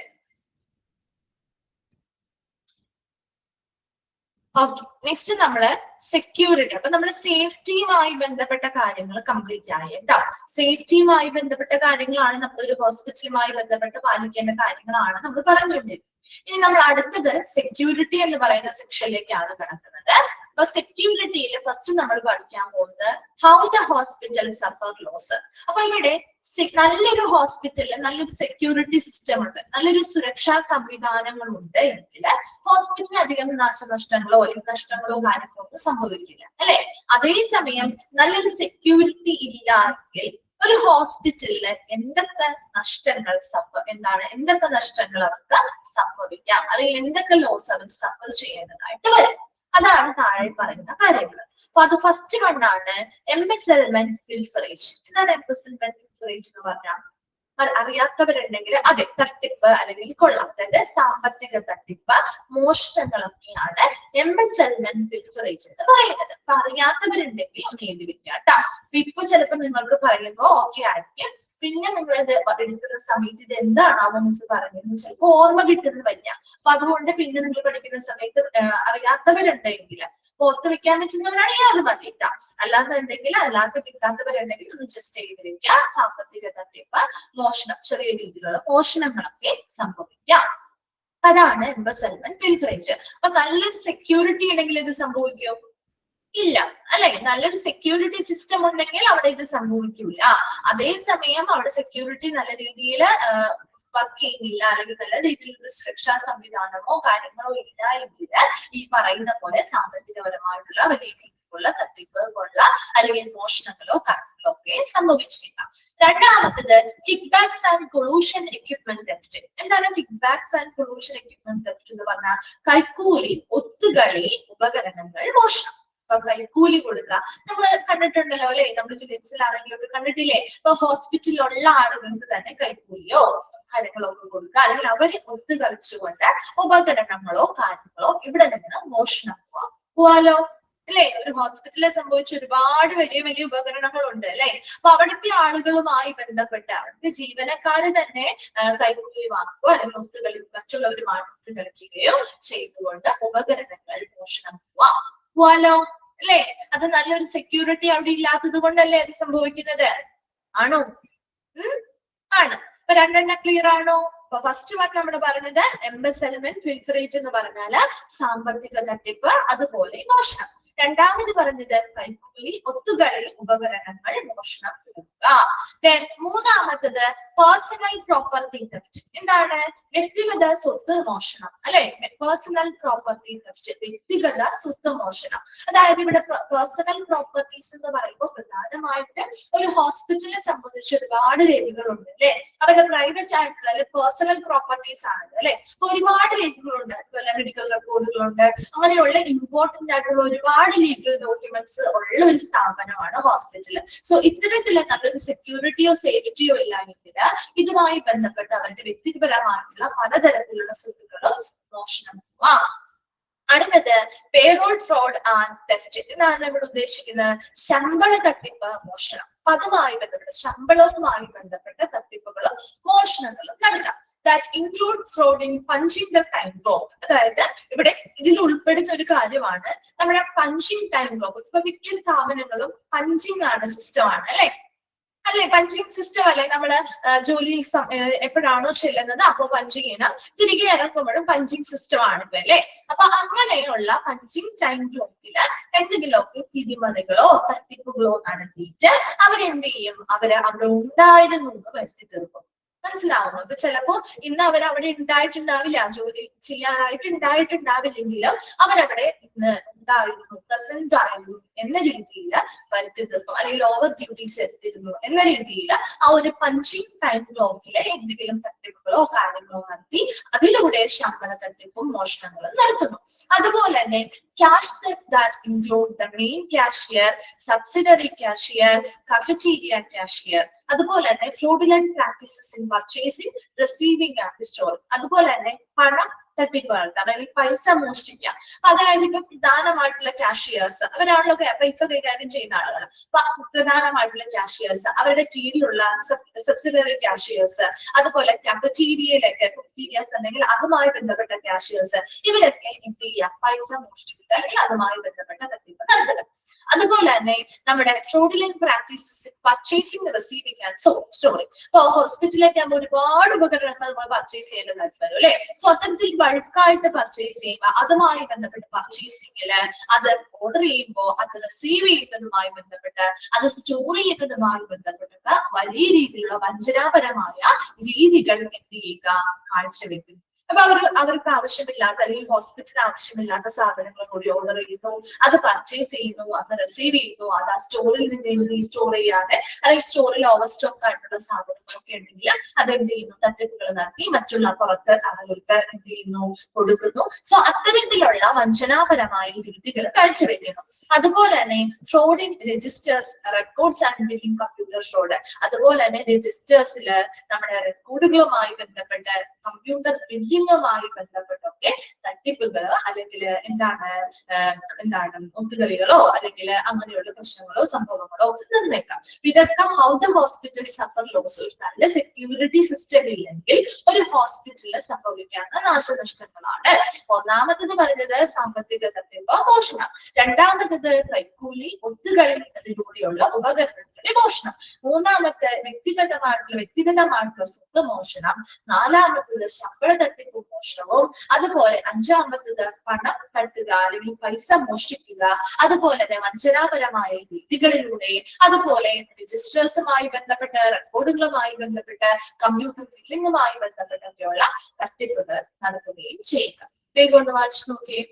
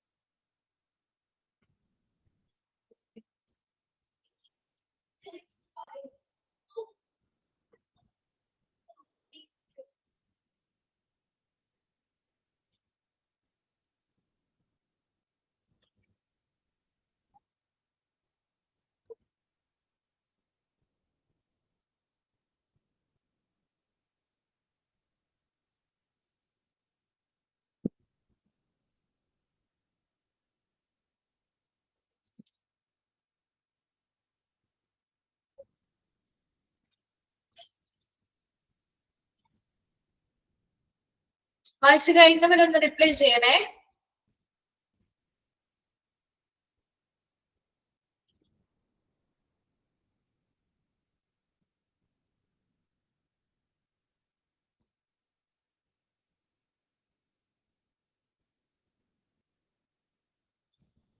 ക്ലിയർ ആണോ അത്? ഓക്കെ അല്ലേ? ശരി. നെക്സ്റ്റ് ഭാഗത്തേക്ക് പോവാണ് കേട്ടോ. നെക്സ്റ്റ് വൺ ആണ് methods of internal control, physical security കേട്ടോ. മെത്തേഡ്സ് ഓഫ് ഇന്റേണൽ കൺട്രോളിൽ പറയുന്നത് ഇതുമായി ബന്ധപ്പെട്ട്, ഫിസിക്കൽ സെക്യൂരിറ്റിയുമായി ബന്ധപ്പെട്ട് നമ്മൾ കുറച്ച് പോയിന്റ്സ് പഠിക്കുന്നുണ്ട്. അപ്പൊ അതിൽ ഫസ്റ്റ് വൺ എന്ന് പറയുന്നത് protect the hospital against intrusion from outside and illegal movement of goods from within. അതായത് ഹോസ്പിറ്റൽസിനെ എന്തിൽ നിന്ന് പ്രൊട്ടക്ട് ചെയ്യാന്ന് പറഞ്ഞാൽ ഇൻട്രൂഷൻ എന്ന് പറഞ്ഞാൽ അതിക്രമിച്ച് കടക്കുക. അതായത് പുറമേ നിന്നുമുള്ള ആ ഒരു ആരെങ്കിലും അതിക്രമിച്ച് ആ ഹോസ്പിറ്റലിൽ കടക്കുന്നതോ അതുമായി ബന്ധപ്പെട്ട അല്ലെങ്കിൽ അതിക്രമിച്ച് കടക്കുക, അതുമായി ബന്ധപ്പെട്ട അനധികൃതമായിട്ട് ഗുഡ്സ് അല്ലെങ്കിൽ അവിടെയുള്ള സാധനങ്ങൾ അല്ലെങ്കിൽ ചരക്കുകളുടെ നീക്കത്തിൽ നിന്നൊക്കെ ഹോസ്പിറ്റൽ എന്ത് ചെയ്യുക, സംരക്ഷിക്കുക എന്നതാണ് ഒന്നാമത്തെ point. Protect the hospital against intrusion from outside and illegal movement of goods from within. എന്താണ്? ഹോസ്പിറ്റൽസിലേക്കുള്ള പുറമേ നിന്നുള്ള അതിക്രമിച്ചു കടക്കൽ, അല്ലെങ്കിൽ അകത്തു നിന്നോ പുറമേ നിന്നും ആവാം, അതിനകത്തു നിന്നും തന്നെയുള്ള ആളുകളാവാം. അപ്പൊ അതുമായി ബന്ധപ്പെട്ട് അവിടെ ഇല്ലീഗൽ മൂവ്മെന്റ് ഓഫ് ഗുഡ്സ്, അതായത് അനധികൃതമായിട്ടുള്ള ചരക്ക് നീക്കത്തിൽ നിന്നും ആ ഹോസ്പിറ്റലിനെ സംരക്ഷിക്കുക എന്നതാണ് ഒന്നാമത്തെ പോയിന്റ്. രണ്ടാമത്തത് കൺട്രോൾ ഓഫ് ഹ്യൂമൻ ട്രാഫിക്, അതായത് മനുഷ്യർ മൂലം ഉണ്ടാവുന്ന ആ ഒരു തിരക്കുകൾ എന്ത് ചെയ്യുക, നിയന്ത്രിക്കുക. നമുക്കറിയാം ഒരുപാട് തിരക്കൊക്കെ വന്നു കഴിഞ്ഞാല് ഒരു ഹോസ്പിറ്റൽ സെക്യൂരിറ്റി ഉറപ്പുവരുത്തുന്നത് ബുദ്ധിമുട്ടായിരിക്കും. ശരിയല്ലേ? ഒരുപാട് തിരക്ക് വന്നു കഴിഞ്ഞാൽ സെക്യൂരിറ്റി നമുക്ക് പൂർണ്ണമായിട്ടും നല്ല രീതിയിൽ ഉറപ്പുവരുത്താൻ പറ്റും? കുറവാണ് പറ്റുള്ളൂ അല്ലെ? അപ്പൊ അവിടെ എപ്പോഴും ആ ഒരു തിരക്കിനെ നിയന്ത്രിക്കേണ്ടത് വളരെ അത്യാവശ്യം. അതായത് ഹ്യൂമൻ ബീങ്സ്, അവിടെ വരുന്ന പേഷ്യൻസോ വിസിറ്റേഴ്സോ ആവാം, ഡ്രൈവേഴ്സ് ഒരുപാട് പേര് വരുന്നുണ്ട്, കോൺട്രാക്ടേഴ്സ് വരുന്നുണ്ട്, വെൻഡേഴ്സ് അല്ലെങ്കിൽ കച്ചവടക്കാർ വരുന്നുണ്ട്. സോ ഇത്തരത്തിലുള്ള എല്ലാ ഒരു ഹ്യൂമൻ ട്രാഫിക്, ഇത്തരത്തിലുള്ള മനുഷ്യൻ മൂലം ഉണ്ടാവുന്ന ആ ഒരു തിരക്കുകൾ എന്ത് ചെയ്യുക, നിയന്ത്രിക്കുക എന്നത് വളരെ അത്യാവശ്യമാണ്. അപ്പൊ 2 പോയിന്റ്സ് ആണ് പറഞ്ഞത്. ഒന്നാമത്തത് ഹോസ്പിറ്റലിൽ എന്തെങ്കിലും സംരക്ഷിക്കുക, പുറത്തു നിന്നോ അല്ലെങ്കിൽ അകത്തു നിന്നോ അതിക്രമിച്ചു കയറുകയോ അതുമായി ബന്ധപ്പെട്ടുള്ള അനധികൃതമായിട്ടുള്ള ചരക്ക് നീക്കങ്ങളിൽ നിന്നൊക്കെ ഹോസ്പിറ്റലിനെ സംരക്ഷിക്കുക. രണ്ടാമത് പറഞ്ഞത് മനുഷ്യർ നിർമ്മിതം ഉണ്ടാവുന്ന ആ ഒരു തിരക്കുകൾ എന്ത് ചെയ്യുക, നിയന്ത്രിക്കുന്നതിന് വേണ്ടിയുള്ള കാര്യങ്ങൾ നടത്തുക. ഇനി അവിടെ നമ്മൾ അതുമായി ബന്ധപ്പെട്ട് തന്നെ പറയുന്നതാണ് separate entry and exit point. അപ്പൊ ഇവിടെ നമുക്ക് ആ ഒരു ഹ്യൂമൻ ട്രാഫിക്കിനെ നമുക്ക് കൺട്രോൾ ചെയ്യണം എന്ന് പറഞ്ഞില്ല, മനുഷ്യൻ മൂലം ഉണ്ടാകുന്ന ഒരു തിരക്ക് നിയന്ത്രിക്കണം. അപ്പൊ അതിന് വേണ്ടിയിട്ട് അവിടെയുള്ള ഒരു ഓപ്ഷൻ ആണ് separate entry and exit point. നിങ്ങൾ ശ്രദ്ധിച്ചിട്ടുണ്ടോ? ഹോസ്പിറ്റലിൽ സ്റ്റാഫുകൾക്ക് പോകാനും വരാനും separate entry and exit point ഉണ്ട്. ഡോക്ടേഴ്സിനും സ്റ്റാഫുകൾക്കൊക്കെ വരാൻ വേണ്ടി കണ്ടിട്ടുണ്ടോ? പേഷ്യൻസിനും വിസിറ്റേഴ്സിനും അതുപോലെ തന്നെ അവിടുത്തെ കച്ചവടക്കാർക്ക് വരാൻ വേണ്ടി വേറെ വഴി പോവാൻ വേറെ വഴി കണ്ടിട്ടില്ലേ? അത് ശ്രദ്ധിച്ചിട്ടുണ്ടോ? അത് ഒരു ഹോസ്പിറ്റലിൽ ചെല്ലുമ്പോ സ്റ്റാഫുകളൊക്കെ അവർക്ക് വേറെ separate entry and exit point ആണ് ഉണ്ടാവുക ഹോസ്പിറ്റലിൽ പ്രവേശിക്കാനും പോവാനും വേണ്ടി. അതുപോലെ പേഷ്യൻസിനും വിസിറ്റേഴ്സിനും അതുപോലെ തന്നെയാണ്. അതുപോലെ സെയിൽസ് പേഴ്സണോ കച്ചവടക്കാരോ അവർക്ക് വേറെ സെപ്പറേറ്റ് എൻട്രി ആണ്. അപ്പോ എല്ലാവരും കൂടി ഒരു ഗേറ്റിലൂടെ അല്ലെങ്കിൽ ഒരേ വഴിയിലൂടെ വരുമ്പോഴാണ് ആ ഒരു തിരക്ക് അനുഭവപ്പെടുന്നത്. ശരിയല്ലേ? എല്ലാവരും കൂടി ഒരേ വഴിയിൽ വരുമ്പോൾ നമുക്ക് പെട്ടെന്ന് ആരൊക്കെ വരുന്നോ അല്ലെങ്കിൽ നിയന്ത്രിക്കാനോ ഒക്കെ ബുദ്ധിമുട്ടുണ്ടാവും. ഉണ്ടാവുമോ? ഉണ്ടാവും. അപ്പൊ അതുകൊണ്ട് തന്നെ നമുക്ക് സെപ്പറേറ്റ് എൻട്രി ആൻഡ് എക്സിറ്റ് പോയിന്റുകൾ കൊടുക്കുന്നതിലൂടെ ഒരു പരിധി വരെയും ഈ തിരക്ക് നമുക്ക് എന്ത് ചെയ്യാൻ പറ്റും? ഒഴിവാക്കാനായിട്ട് സാധിക്കും. സോ അതിനുവേണ്ടി separate and entry exit point സ്റ്റാഫുകൾക്ക് വേണം, പേഷ്യൻസിനും വിസിറ്റേഴ്സിനും വേണം, വെൻഡേഴ്സ് എന്ന് പറഞ്ഞ കച്ചവടക്കാർക്ക്, അതുപോലെ തന്നെ സെയിൽസ് പേഴ്സൺസ് നമ്മുടെ റെപ്രസെന്റേറ്റീവ്സ് മെഡിക്കൽ റെപ്രസെന്റേറ്റീവ്സിനെ കണ്ടിട്ടുണ്ടല്ലോ. സോ അത്തരത്തിലുള്ള ആളുകള്, അതുപോലെ ഡെലിവറി പീപ്പിൾ ആൻഡ് കോൺട്രാക്ടേഴ്സ്. ഇപ്പൊ ഹോസ്പിറ്റലുമായി ബന്ധപ്പെട്ട് സാധനങ്ങൾ ഓർഡർ ചെയ്തിട്ടുണ്ടെങ്കിൽ അത് പർച്ചേസുമായി ബന്ധപ്പെട്ട് അത് വിതരണം ചെയ്യാൻ വേണ്ടി വരുന്ന ആളുകളുണ്ടാവും. കോൺട്രാക്ടേഴ്സ് ഉണ്ടാവും. കരാറുമായി ബന്ധപ്പെട്ട പണികൾ നടക്കുന്നുണ്ടെങ്കിൽ അതുമായി ബന്ധപ്പെട്ട കോൺട്രാക്ടേഴ്സ് ഉണ്ടാവും. സോ ഇത്തരത്തിലുള്ള ആളുകൾക്ക് വരാൻ വേണ്ടി സെപ്പറേറ്റ് എൻട്രി ആൻഡ് എക്സിറ്റ് പോയിന്റുകൾ കൊടുക്കുക. എല്ലാവരെയും ഒരേ ഗേറ്റിലൂടെ കടത്തിവിടാതിരിക്കുക. അതുമായി ബന്ധപ്പെട്ട് നമ്മൾ ശ്രദ്ധിക്കേണ്ട കുറച്ച് കാര്യങ്ങളാണ് കേട്ടോ ഇവിടെ പറയുന്നത്. ഫസ്റ്റ് വൺ ആണ് identify, scrutinise and guide the non patient and non visitor traffic such as vendors at the control gate. അപ്പൊ നമ്മൾ പറഞ്ഞു വെൻഡേഴ്സ്, അതല്ലെങ്കിൽ വെൻഡേഴ്സ് എന്ന് പറഞ്ഞ കച്ചവടക്കാരാണ് കേട്ടോ. നമ്മുടെ ഹോസ്പിറ്റലുമായി ബന്ധപ്പെട്ട സാധനങ്ങളും ഉപകരണങ്ങളും ഒക്കെ കച്ചവടം ചെയ്യുന്ന ആളുകൾ.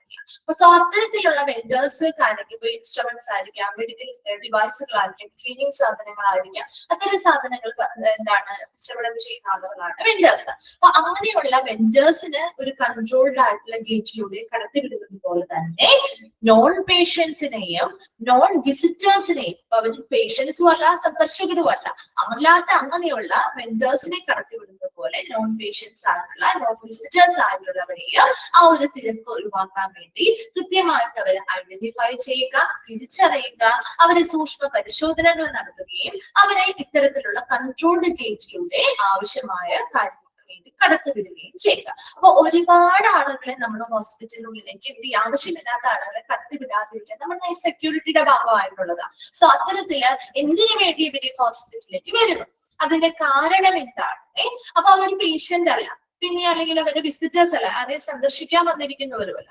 സോ പിന്നെ എന്തിനാണ് അവർ വന്നിരിക്കുന്നത്? അവരെ കച്ചവടക്കാരാണോ അല്ലെങ്കിൽ മറ്റ് സെയിൽസ് പേഴ്സൺസ് വേറെ ആരെങ്കിലും ആണോ? അത്തരം കാര്യങ്ങൾ മനസ്സിലാക്കുക, അവരെ സൂക്ഷ്മ പരിശോധനകൾ നടത്തുക, അതിനനുസരിച്ച് അവരെ ഒരു നിയന്ത്രിത ഗേറ്റിലൂടെ എന്ത് ചെയ്യുക? കടത്തിവിടുക. രണ്ടാമത്തത് prohibit pedestrian traffic through unloading dock, receiving area, more exit and truck gates. അതുപോലെ തന്നെ ഇപ്പൊ ഇതാണ് സാധനങ്ങളൊക്കെ വലിയ രീതിയിലുള്ള അൺലോഡിങ് ഡോക്കുകൾ എന്ന് പറഞ്ഞാൽ സാധനങ്ങൾ ഇപ്പൊ വലിയ വലിയ വാഹനങ്ങളില് സാധനങ്ങൾ ഓർഡർ ചെയ്ത സാധനങ്ങൾ വന്ന് അത് ഓരോ സാധനങ്ങളായിട്ട് നമുക്ക് കയറ്റി കൊണ്ടുപോവുകയോ അല്ലെങ്കിൽ ഇറക്കുമതി ചെയ്യുകയോ ചെയ്യുന്ന ഇടമാണ് ഡോക്ക് ഏരിയ എന്ന് പറയുന്നത്. സോ അത്തരത്തിലുള്ള ഡോക്ക് ഏരിയയിലേക്ക് വലിയ വലിയ വണ്ടികളോ കാര്യങ്ങളോ ഒക്കെ ആയിരിക്കും, വാഹനങ്ങളായിരിക്കും വരുന്നത്. സോ അത്തരത്തിലുള്ള ഏരിയ, അതുപോലെ തന്നെ സാധനങ്ങൾ റിസീവ് ചെയ്യുന്ന ഏരിയ. മോർഗ് എക്സിറ്റ് എന്ന് പറഞ്ഞു കഴിഞ്ഞാൽ എന്താണ് മോർഗ്? പഠിച്ചില്ലേ നിങ്ങള്? മോർഗ് പഠിച്ചില്ലേ? മോർഗിന് നമ്മളെ മോർഗ് എന്ന് പറയുന്ന ടേം നമ്മൾ കോമൺ ആയിട്ട് പറയുന്ന ടേം ഏതാ മോർഗുമായി ബന്ധപ്പെട്ട? മോർച്ചറി അല്ലേ? അപ്പൊ മോർച്ചറി എക്സിറ്റ്, അതുപോലെ തന്നെ ട്രക്ക് ഗേറ്റുകൾ വരുന്ന, ട്രക്കുകളൊക്കെ വരുന്ന വലിയ വലിയ ട്രക്സ്, വലിയ വാഹനങ്ങൾ വരുന്ന ഗേറ്റുകൾ, ഈ വഴിയിലുള്ള പെഡസ്ട്രിയൻ ട്രാഫിക്, കാൽനട യാത്ര എന്ത് ചെയ്യുക? ഗതാഗത നിരോധിക്കുക. സോ അവിടെ ആ ഒരു സെക്യൂരിറ്റി, ആ വ്യക്തികളുടെ സെക്യൂരിറ്റിയും കാര്യങ്ങളും കൂടി ഉറപ്പുവരുത്താൻ വേണ്ടിയിട്ടാണ് വലിയ വലിയ വാഹനങ്ങളില് സാധനങ്ങൾ കൊണ്ടുവന്ന് അത് ഇറക്കുമതി ചെയ്യുന്നതോ അല്ലെങ്കിൽ കയറ്റി കൊണ്ടുപോകുന്നതായിട്ടുള്ള ഏരിയാസ്, സാധനങ്ങൾ റിസീവ് ചെയ്യുന്ന ഏരിയ, മോർഗേജിന്റെ മോർച്ചറിയുടെ എക്സിറ്റ് ഏരിയ, അതുപോലെ തന്നെ വലിയ വലിയ ട്രക്ക് വരുന്ന ഗേറ്റ് ഏരിയ മുതലായവയിലൂടെയുള്ള എന്താണ് കാൽനട ഗതാഗതം എന്ത് ചെയ്യുക, നിയന്ത്രിക്കുക.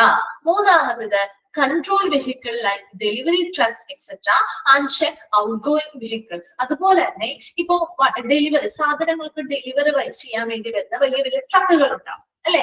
ആ ട്രക്കുകളിലാക്കിയായിരിക്കും സാധനങ്ങളും ഉപകരണങ്ങളും ഒക്കെ നമ്മൾ ഓർഡർ ചെയ്തിട്ടുള്ള സാധനങ്ങൾ ഡെലിവറി ചെയ്യാൻ വരുന്നത്. അപ്പൊ എപ്പോഴും ഈ വാഹനങ്ങളിൽ ഒരു കൺട്രോൾ വേണം. അതായത് എപ്പോഴും പുറത്തേക്ക് പോകുന്നതായിക്കോട്ടെ അകത്തേക്ക് വരുന്ന വാഹനങ്ങളായിക്കോട്ടെ അത് എപ്പോഴും എന്ത് കാര്യത്തിന് വന്നു, എന്ത് സാധനങ്ങൾ ഡെലിവറി ചെയ്യാൻ വന്നിരിക്കുന്നു, അതിന്റെ ആ ഒരു പർച്ചേസ് ഓർഡറുമായി ബന്ധപ്പെട്ട ഡീറ്റെയിൽസ് കാര്യങ്ങളൊക്കെ എപ്പോഴും കൃത്യമായിട്ട് പരിശോധിച്ച് വേണം അകത്തേക്ക് കടത്തി വിടാനും തിരികെ ഇവിടുന്ന് പുറത്തേക്ക് വിടാൻ വേണ്ടിയിട്ട്. അതുപോലെ തന്നെ electronic surveillance of strategic and sensitive area through CCTV. അതുപോലെ തന്നെ വളരെ പ്രധാനപ്പെട്ട സെൻസിറ്റീവ് ആയിട്ടുള്ള വളരെ പ്രധാനപ്പെട്ട ഇമ്പോർട്ടന്റ് ആയ ഏരിയാസിലൊക്കെ എന്ത് ചെയ്യുക, CCTV ഉപയോഗിച്ചുകൊണ്ട് നിരീക്ഷണങ്ങൾ നടത്തുക. അതുപോലെ install locking devices and alarm systems, ക്യാഷോ കാര്യങ്ങളോ വെക്കുന്ന അല്ലെങ്കിൽ പേഴ്സണൽ ആയിട്ടുള്ള സാധനങ്ങളൊക്കെ വെക്കുന്ന പ്രോപ്പർട്ടീസോ അല്ലെങ്കിൽ ഡോക്യുമെന്റ്സോ റെക്കോർഡുകളോ ഒക്കെ വെക്കുന്ന ഇടമാണെങ്കിൽ അത് ലോക്കിംഗ് ഡിവൈസുകൾ സ്ഥാപിക്കാണ്. അപ്പൊ നമുക്ക് ലോക്ക് ചെയ്ത് എന്ത് ചെയ്യാൻ പറ്റും, അലാം സംവിധാനങ്ങളല്ല ലോക്കിംഗ് ഡിവൈസുകൾ സ്ഥാപിക്കാം. അപ്പൊ അത് മറ്റൊരാൾ എന്ത് ചെയ്യാൻ തുറക്കാനോ അല്ലെങ്കിൽ അത് യൂസ് ചെയ്യാനൊക്കെ വന്നു കഴിഞ്ഞാൽ അല്ലെങ്കിൽ അത് ഓപ്പൺ ചെയ്യാനൊക്കെ നോക്കി എന്ത് പറ്റും, അലാം അടിക്കും അല്ലെ. ഇപ്പൊ ബാങ്ക് കാര്യങ്ങളിലൊക്കെ ഓൾറെഡി അങ്ങനെയാണ് സംവിധാനങ്ങളുള്ളത് അല്ലെ. അല്ലെങ്കിൽ നമുക്ക് ചിലപ്പോ അവിടെ പ്രധാനപ്പെട്ട ആളുകളുമായി ഇവിടെ ഫോണുകളിലേക്ക് വരെ മെസ്സേജുകൾ പോവാറുണ്ട് അല്ലെ, പോവാറില്ലേ? അങ്ങനെയുള്ള അലാം സിസ്റ്റം അല്ലെങ്കിൽ മറ്റുള്ളവർക്ക് വാണിംഗ് കൊടുക്കുന്ന രീതിയിൽ സൗണ്ടിൽ തന്നെ അലാം സംവിധാനങ്ങൾ അടിക്കാറുണ്ട്. സോ അത്തരത്തിലുള്ള ലോക്കിംഗ് ഡിവൈസുകൾ സ്ഥാപിക്കാനുള്ളതും സെക്യൂരിറ്റി ഉറപ്പുവരുത്താൻ പറ്റും. അതുപോലെ തന്നെ ഇഷ്യൂ വിസിറ്റേഴ്സ് പാസ്, വിസിറ്റേഴ്സിന് പാസ് കൊടുക്കാറില്ലേ? ഒരു ഹോസ്പിറ്റലിൽ വിസിറ്റേഴ്സിന് സന്ദർശന സമയം കഴിഞ്ഞ് ഞാൻ പാസ് കൊടുക്കാറില്ലേ?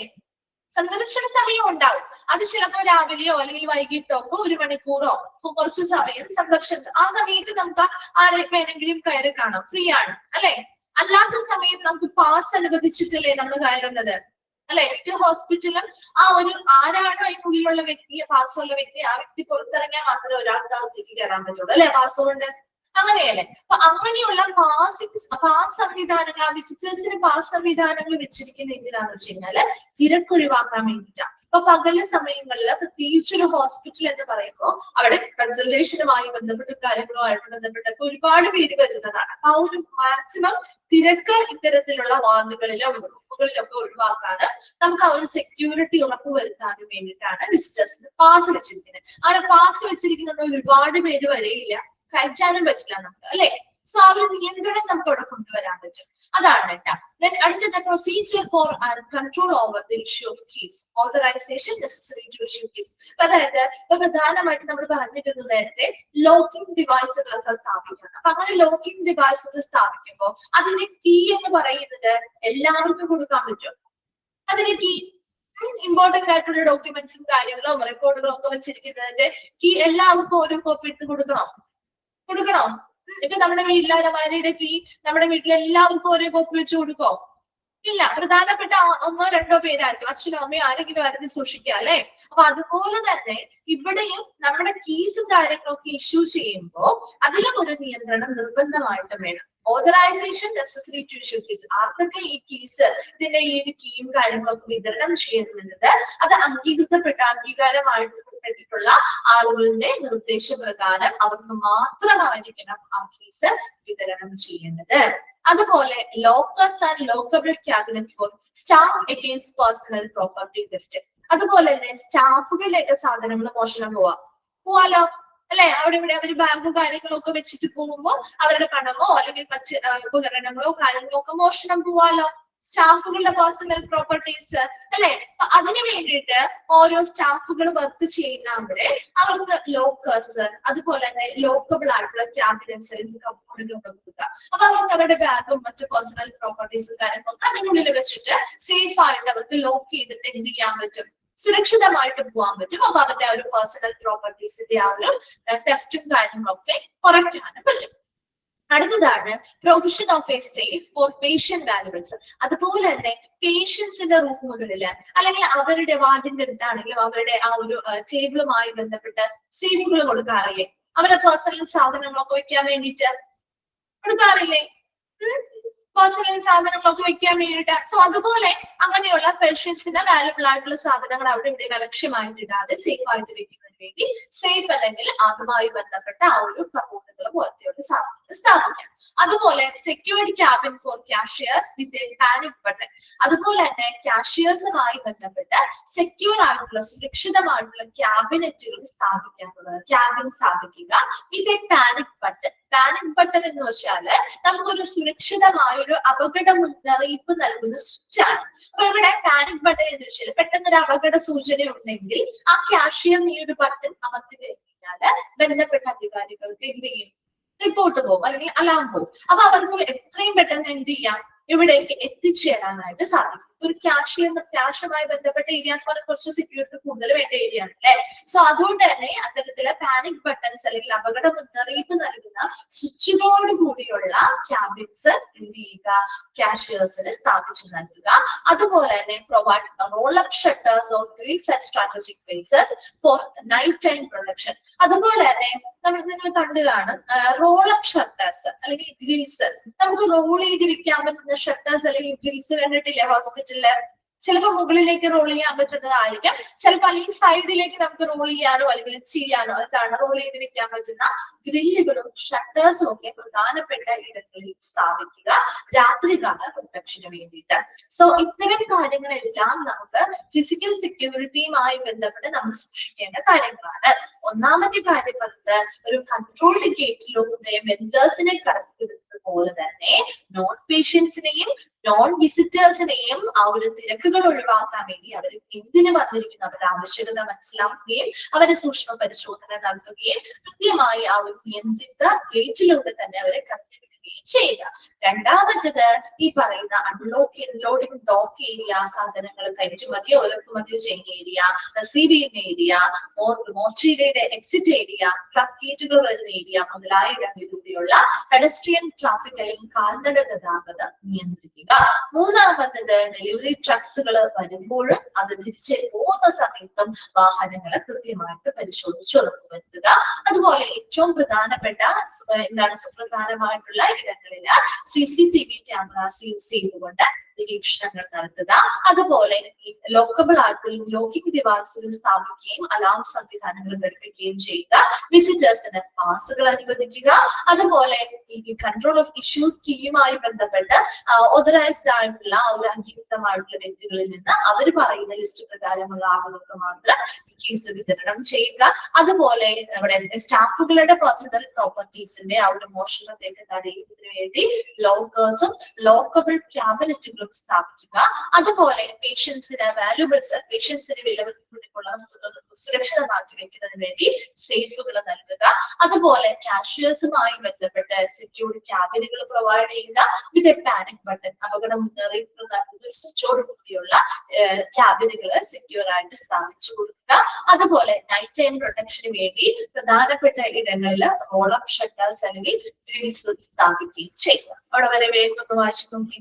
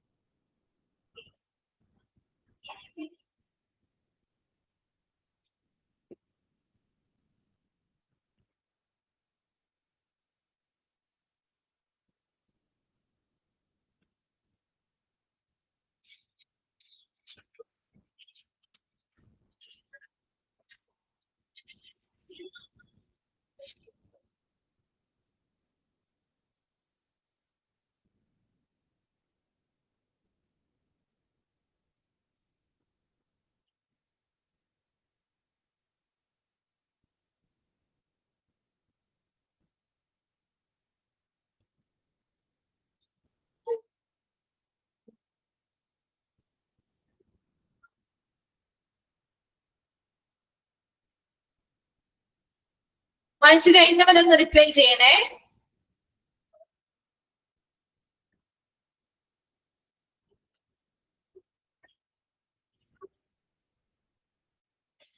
ഓക്കെ. സോ നെക്സ്റ്റ് അടുത്ത ഭാഗവും കൂടി ഉണ്ട്, മെത്തേഡ്സ് ഓഫ് ഇന്റേണൽ കൺട്രോൾ. നമ്മുടെ ഈ ഒരു ചാപ്റ്ററിൽ ലാസ്റ്റ് ഭാഗമാണ് കേട്ടോ. അപ്പൊ മിസ് തന്നെയാണ് നെക്സ്റ്റ് അവര് നിഷ മിസ് അല്ല, മിസ് തന്നെയാണ് കണ്ടിന്യൂ ചെയ്യുക കേട്ടോ. അപ്പൊ അതുകൊണ്ട് ഒരു 5 മിനിറ്റ് ബ്രേക്ക് എടുത്തു, അതിനുശേഷം നമ്മൾ നെക്സ്റ്റ് ഭാഗം കംപ്ലീറ്റ് ചെയ്യും, പുതിയൊരു ചാപ്റ്റർ സ്റ്റാർട്ട് ചെയ്യുകയും ചെയ്യും കേട്ടോ. അപ്പൊ ആരും ലീവ് ചെയ്ത് പോവണ്ട. ഓൾറെഡി ഇതേ രീതിയിൽ തന്നെ മിസ് ഒരു 5 മിനിറ്റ് കഴിയുമ്പോൾ സ്റ്റാർട്ട് ചെയ്യും. അപ്പൊ ലീവ് ചെയ്ത് ആരും പോകണ്ടാട്ടോ, കണ്ടിന്യൂ ചെയ്യും കേട്ടോ. Okay.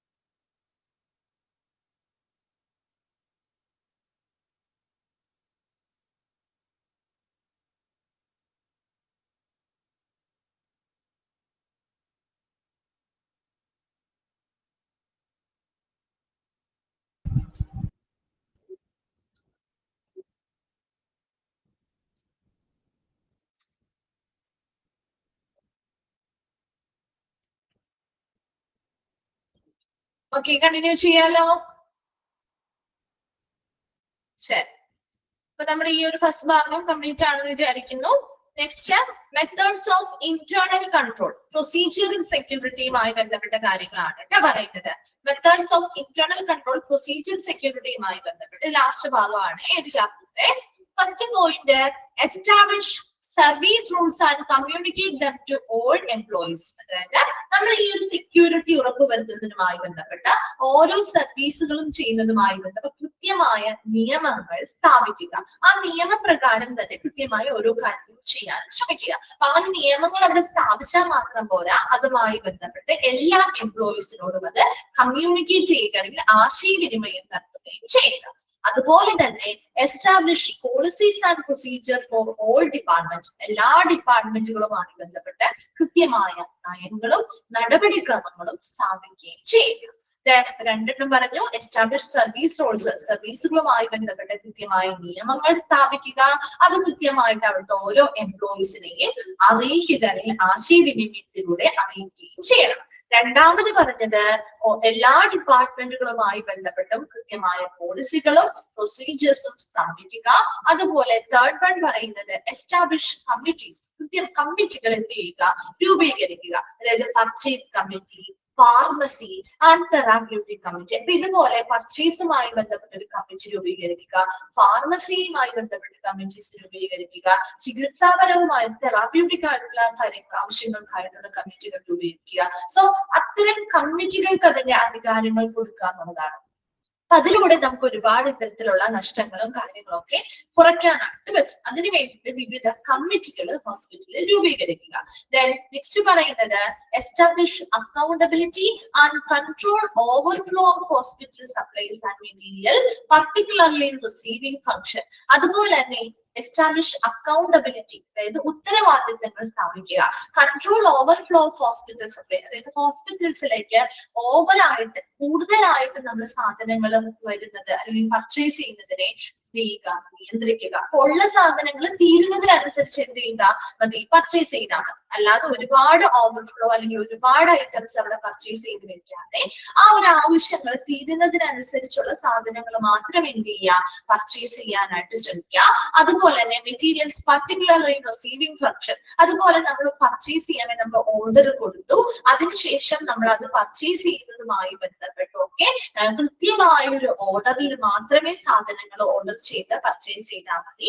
അത് കൃത്യമായിട്ടുള്ള സാധനങ്ങൾ റിസീവ് ചെയ്ത സമയത്തുണ്ടോ, അത് കൃത്യമായിട്ട് സ്റ്റോർ ചെയ്ത സമയത്ത് അത്രയും സാധനങ്ങൾ അവിടെ സ്റ്റോക്ക് ഉണ്ടോ, ഇതെല്ലാം കൃത്യമായിട്ടൊരു നിയന്ത്രണം അതിനു വേണ്ടി കൊണ്ടുവരണം. അതിനൊരു ഉത്തരവാദിത്വം കൂടി സ്ഥാപിക്കേണ്ടതായിട്ടുണ്ട്.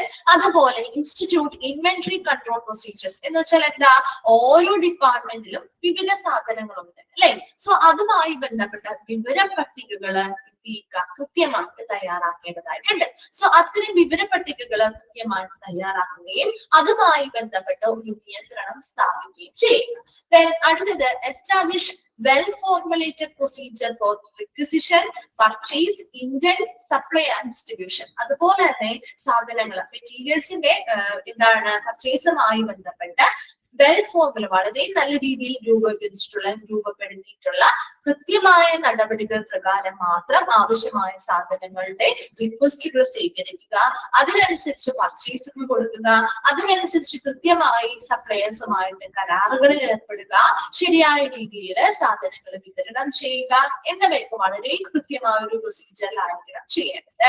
അടുത്തത് conduct surprise checks for all departmental inventories. അതുപോലെ തന്നെ ഡിപ്പാർട്ട്മെന്റിലെ എല്ലാ സാധനങ്ങളും ഓരോ ഡിപ്പാർട്ട്മെന്റിലും അവരുടെ ആ ഒരു വിവര പട്ടികകൾ അനുസരിച്ച് എല്ലാ സാധനങ്ങളും ഉണ്ടോ എന്ന് അറിയുന്നതിന് വേണ്ടി, അതിൽ എന്തെങ്കിലുമൊക്കെ മോഷണം പോയിട്ടുണ്ടോ അല്ലെങ്കിൽ അവിടെ ഇല്ലാത്തതുണ്ടോ എന്നൊക്കെ അറിയുന്നതിന് വേണ്ടി സർപ്രൈസ് ആയിട്ടുള്ള ചെക്കപ്പുകൾ നടത്തുക, സർപ്രൈസ് ആയിട്ടുള്ള പരിശോധനകൾ നടത്തുക. ഇത്രയും നമ്മുടെ ആ ഒരു സെക്യൂരിറ്റിയുമായി ബന്ധപ്പെട്ട് പ്രൊസീജിയർ സെക്യൂരിറ്റിയിൽ വരുന്ന കാര്യങ്ങൾ. ഒന്നാമത്തത് പറഞ്ഞത് കൃത്യമായിട്ടുള്ള സർവീസ് റൂളുകൾ സ്ഥാപിക്കുക, അത് കൃത്യമായിട്ട് അവിടെയുള്ള എംപ്ലോയീസിനോട് ആശയവിനിമയം നടത്തുകയും ചെയ്യുക. രണ്ടാമത്തത് എല്ലാ ഡിപ്പാർട്ട്മെന്റുകൾക്കും വേണ്ടി കൃത്യമായ പോളിസികളും പ്രൊസീജിയേഴ്സും സ്ഥാപിക്കുക. മൂന്നാമത്തത് കമ്മിറ്റികൾ രൂപീകരിക്കുക, അതായത് purchase committee, pharmacy committee, therapeutical ചികിത്സാപരമായിട്ടുള്ള കമ്മിറ്റികൾ മുതലായവയൊക്കെ രൂപീകരിക്കുക. അതുപോലെ തന്നെ ഇത്തരം കമ്മിറ്റികൾക്ക് ഇതിനുള്ള അധികാരങ്ങൾ കൊടുക്കുക. Establish accountability and control overflow of hospital supplies. അപ്പൊ ഒരുപാട് സാധനങ്ങൾ അമിതമായിട്ട് ഹോസ്പിറ്റലിൽ വരുന്നതിനെ തടയുക. അത്തരത്തിൽ അമിതമായിട്ട് കൂടുതൽ വരാതിരിക്കുന്നതിന് വേണ്ടി കൃത്യമായ അളവിൽ മാത്രം സാധനങ്ങൾ പർച്ചേസ് ചെയ്യുകയും അത് റിസീവ് ചെയ്യുന്നതുമായി ബന്ധപ്പെട്ട കാര്യങ്ങളിലും ഒരു നിയന്ത്രണവും ഉത്തരവാദിത്വവും കൊണ്ടുവരിക. അതുപോലെ തന്നെ എല്ലാ ഡിപ്പാർട്ട്മെന്റുമായി ബന്ധപ്പെട്ട ഇൻവെന്ററി, അവരുടെ സാധനങ്ങളുടെ ആ ഒരു നിയന്ത്രണം കൊണ്ടുവരുന്നതിന് വേണ്ടി വിവരപ്പട്ടികകൾ കൃത്യമായിട്ട് സ്ഥാപിക്കുകയും, അല്ലെങ്കിൽ വിവരപ്പട്ടികളായിക്കോട്ടെ അല്ലെങ്കിൽ അവിടുത്തെ ചരക്ക് പട്ടികളായിക്കോട്ടെ അത് കൃത്യമായിട്ട് ഡെവലപ്പ് ചെയ്യുക അല്ലെങ്കിൽ അവിടെ സ്ഥാപിക്കുക. അതുപോലെ തന്നെ ഇതുമായി ബന്ധപ്പെട്ട, അതായത് പർച്ചേസിംഗുമായി ബന്ധപ്പെട്ട, മെറ്റീരിയൽസിന്റെ പർച്ചേസിംഗുമായി ബന്ധപ്പെട്ട് ഒരു നല്ല ശരിയായ രൂപപ്പെടുത്തിയ നടപടിക്രമങ്ങൾ അവിടെ പാലിക്കേണ്ടതായിട്ടുണ്ട്. അതായത് അവിടെ കൃത്യമായിട്ട് വരുന്ന ഓരോ സാധനങ്ങളും അല്ലെങ്കിൽ ഓരോ ഡിപ്പാർട്ട്മെന്റും എന്തൊക്കെ കാര്യങ്ങളാണോ അഭ്യർത്ഥിക്കുന്നത്, ഞങ്ങൾക്ക് ഇന്നൊരു സാധനം വേണം, പർച്ചേസിംഗ് ഡിപ്പാർട്ട്മെന്റിനോടാണ് പറയാ, അപ്പൊ അവര് ഇന്ന സാധനത്തിന് വേണ്ടി റിക്വസ്റ്റ് കൊടുക്കും. ആ ഒരു റിക്വസ്റ്റ് പ്രകാരം അവർക്ക് ആ സാധനങ്ങൾ ആവശ്യമായിട്ടുണ്ടെങ്കിൽ അത് കൃത്യമായിട്ട് പരിശോധിച്ച് അതിനനുസരിച്ച് പർച്ചേസ് ചെയ്യുക. അതുപോലെ തന്നെ അതുമായി ബന്ധപ്പെട്ട് പർച്ചേസിംഗുമായി ബന്ധപ്പെട്ട് നല്ല സപ്ലയേഴ്സുമായിട്ട് കരാറുകളിൽ ഏർപ്പെടുക. അതുപോലെ തന്നെ സാധനങ്ങൾ വന്നു കഴിഞ്ഞാൽ അത് അതാത് ഡിപ്പാർട്ട്മെന്റിലേക്ക് ആവശ്യപ്രകാരം ഡിസ്ട്രിബ്യൂഷൻ നടത്തുകയും ചെയ്യുക. ഇതിനു വേണ്ടി നന്നായി രൂപപ്പെടുത്തിയ നടപടിക്രമങ്ങളിലൂടെയായിരിക്കണം ഇത് നടത്തേണ്ടത്. അത് വ്യക്തമായിട്ട് അവിടെ സ്ഥാപിക്കുക. അതുപോലെ തന്നെ ഓരോ ഡിപ്പാർട്ട്മെന്റിലും ഈ പറയുന്ന ഇൻവെന്ററി അല്ലെങ്കിൽ വിവരപ്പട്ടികകളുടെ അടിസ്ഥാനത്തിൽ അവിടെ അത്തരം സാധനങ്ങളെല്ലാം ഉണ്ട് എന്ന് ഉറപ്പുവരുത്തുന്നതിന് വേണ്ടിയിട്ട് സർപ്രൈസ് ചെക്കുകൾ അല്ലെങ്കിൽ സർപ്രൈസ് ആയിട്ടുള്ള പരിശോധനകൾ നടത്തുകയും ചെയ്യുക. വേഗം ഒന്ന് വായിച്ചു നോക്കിയത്.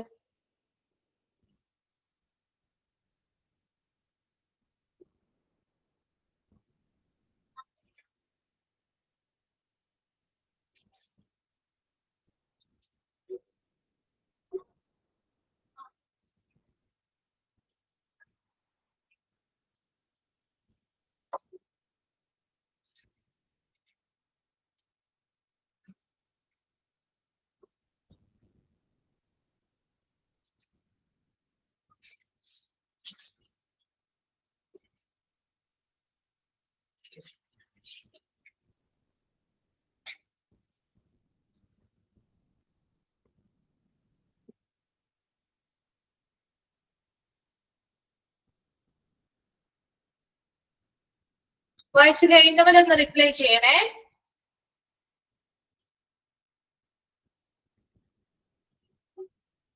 ഓക്കെ, അപ്പൊ നമ്മുടെ ഈ ഒരു ചാപ്റ്റർ കംപ്ലീറ്റ് ആയി. ക്ലിയർ ആണല്ലോ? സേഫ്റ്റി ആൻഡ് സെക്യൂരിറ്റി എന്ന് പറഞ്ഞ ചാപ്റ്റർ എളുപ്പമല്ലേ? എളുപ്പമായിരുന്നില്ലേ? നമുക്ക് പരിചയമുള്ള കാര്യങ്ങളൊക്കെ തന്നെയാ അല്ലെ. ഒരുപാട് ബുദ്ധിമുട്ടിയൊന്നും പഠിക്കേണ്ട കാര്യങ്ങളൊന്നുമില്ല. നമുക്കറിയാവുന്ന പരിചയമുള്ള കുറെ കാര്യങ്ങൾ തന്നെയാണ് പറഞ്ഞത്. സെക്യൂരിറ്റിയുമായി ബന്ധപ്പെട്ട് വരുമ്പോഴാണ് ഇച്ചിരി ടേംസ് അല്ലെങ്കിൽ കുറച്ചധികം പോയിന്റ്സ് കാര്യങ്ങൾ വരുന്നത്. ബാക്കിയൊക്കെ നിങ്ങൾക്ക് അറിയാവുന്ന വായിച്ചാൽ എളുപ്പത്തിൽ കിട്ടുന്ന ഒരു ചാപ്റ്റർ ആണ് കേട്ടോ. അപ്പൊ നമ്മുടെ ഈ ഒരു ചാപ്റ്റർ കഴിഞ്ഞു. നെക്സ്റ്റ് മിസ് അടുത്ത ചാപ്റ്റർ എടുക്കാൻ പോകുന്നത് പബ്ലിക് റിലേഷൻ ഇൻ ഹോസ്പിറ്റൽ കേട്ടോ. 4th ചാപ്റ്റർ ആണ്.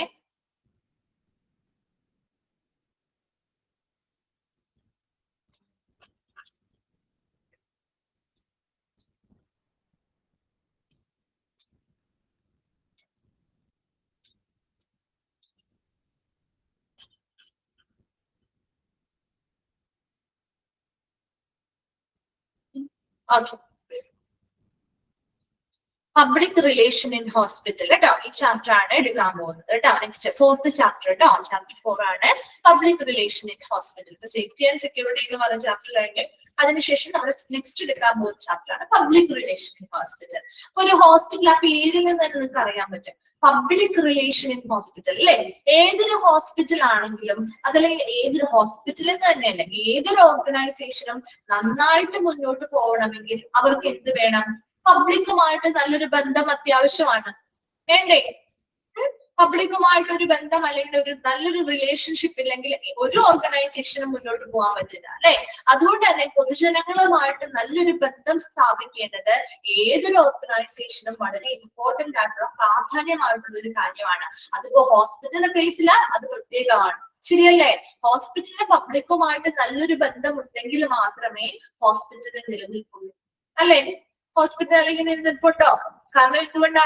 ഹോസ്പിറ്റലിലെ ഏറ്റവും ഇമ്പോർട്ടന്റ് ആളുകൾ എന്ന് പറയുന്നത് ആരാണ്? അല്ല, ആരിലൂടെയാണ് ഒരു ഹോസ്പിറ്റലിൽ നിലനിന്ന് പോകുന്നത്? പബ്ലിക്കിലൂടെയാണ് അല്ലെ.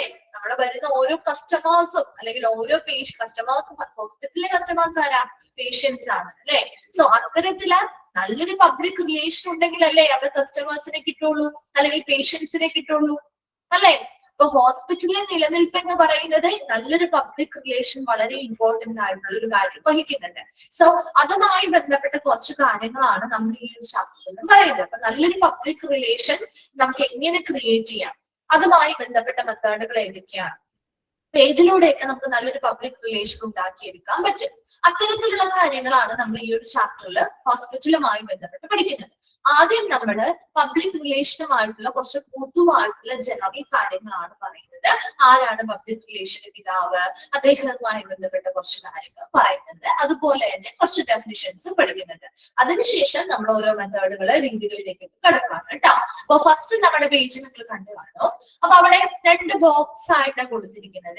അത് ഇമ്പോർട്ടന്റ് ആണ് കേട്ടോ. ആ ബോക്സ് ഒരിക്കലും നിങ്ങൾ വിട്ടു പറയരുത്. എപ്പോഴും ക്വസ്റ്റ്യൻ വരാറുള്ള ഭാഗമാണ്. അപ്പൊ മിസ് എടുക്കുന്ന സമയത്ത് അതിൽ ഇമ്പോർട്ടന്റ് ഏതൊക്കെയാണ് പറഞ്ഞു തരാം. അപ്പൊ ആ സമയത്ത് നിങ്ങൾ ചിലവർക്ക് ഇതൊന്നും ക്ലിയർ ആയിരിക്കില്ല. ഈ ഒരു പിക്ചർ ചിലപ്പോൾ അത്ര ഒന്ന് ക്ലിയർ ആവുന്നില്ല. അപ്പൊ ഒന്നെല്ലാം ചെയ്തിട്ടുണ്ട് നിങ്ങളുടെ ഇതിൽ സ്ക്രീനിൽ മിസ് എല്ലാം ചെയ്തിട്ടുണ്ട്. കാണാൻ പറ്റുന്നില്ലെങ്കിൽ നിങ്ങളുടെ ഭാഗത്ത് സൂം ചെയ്ത് നോക്കിയാൽ മതി കേട്ടോ.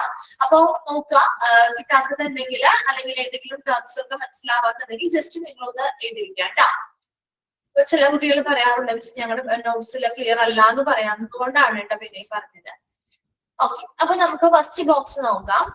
ഫസ്റ്റ് നമ്മള് പഠിക്കാൻ പോകുന്നത് ഹു വാസ് എഡ്വേർഡ് ബർണീസ്.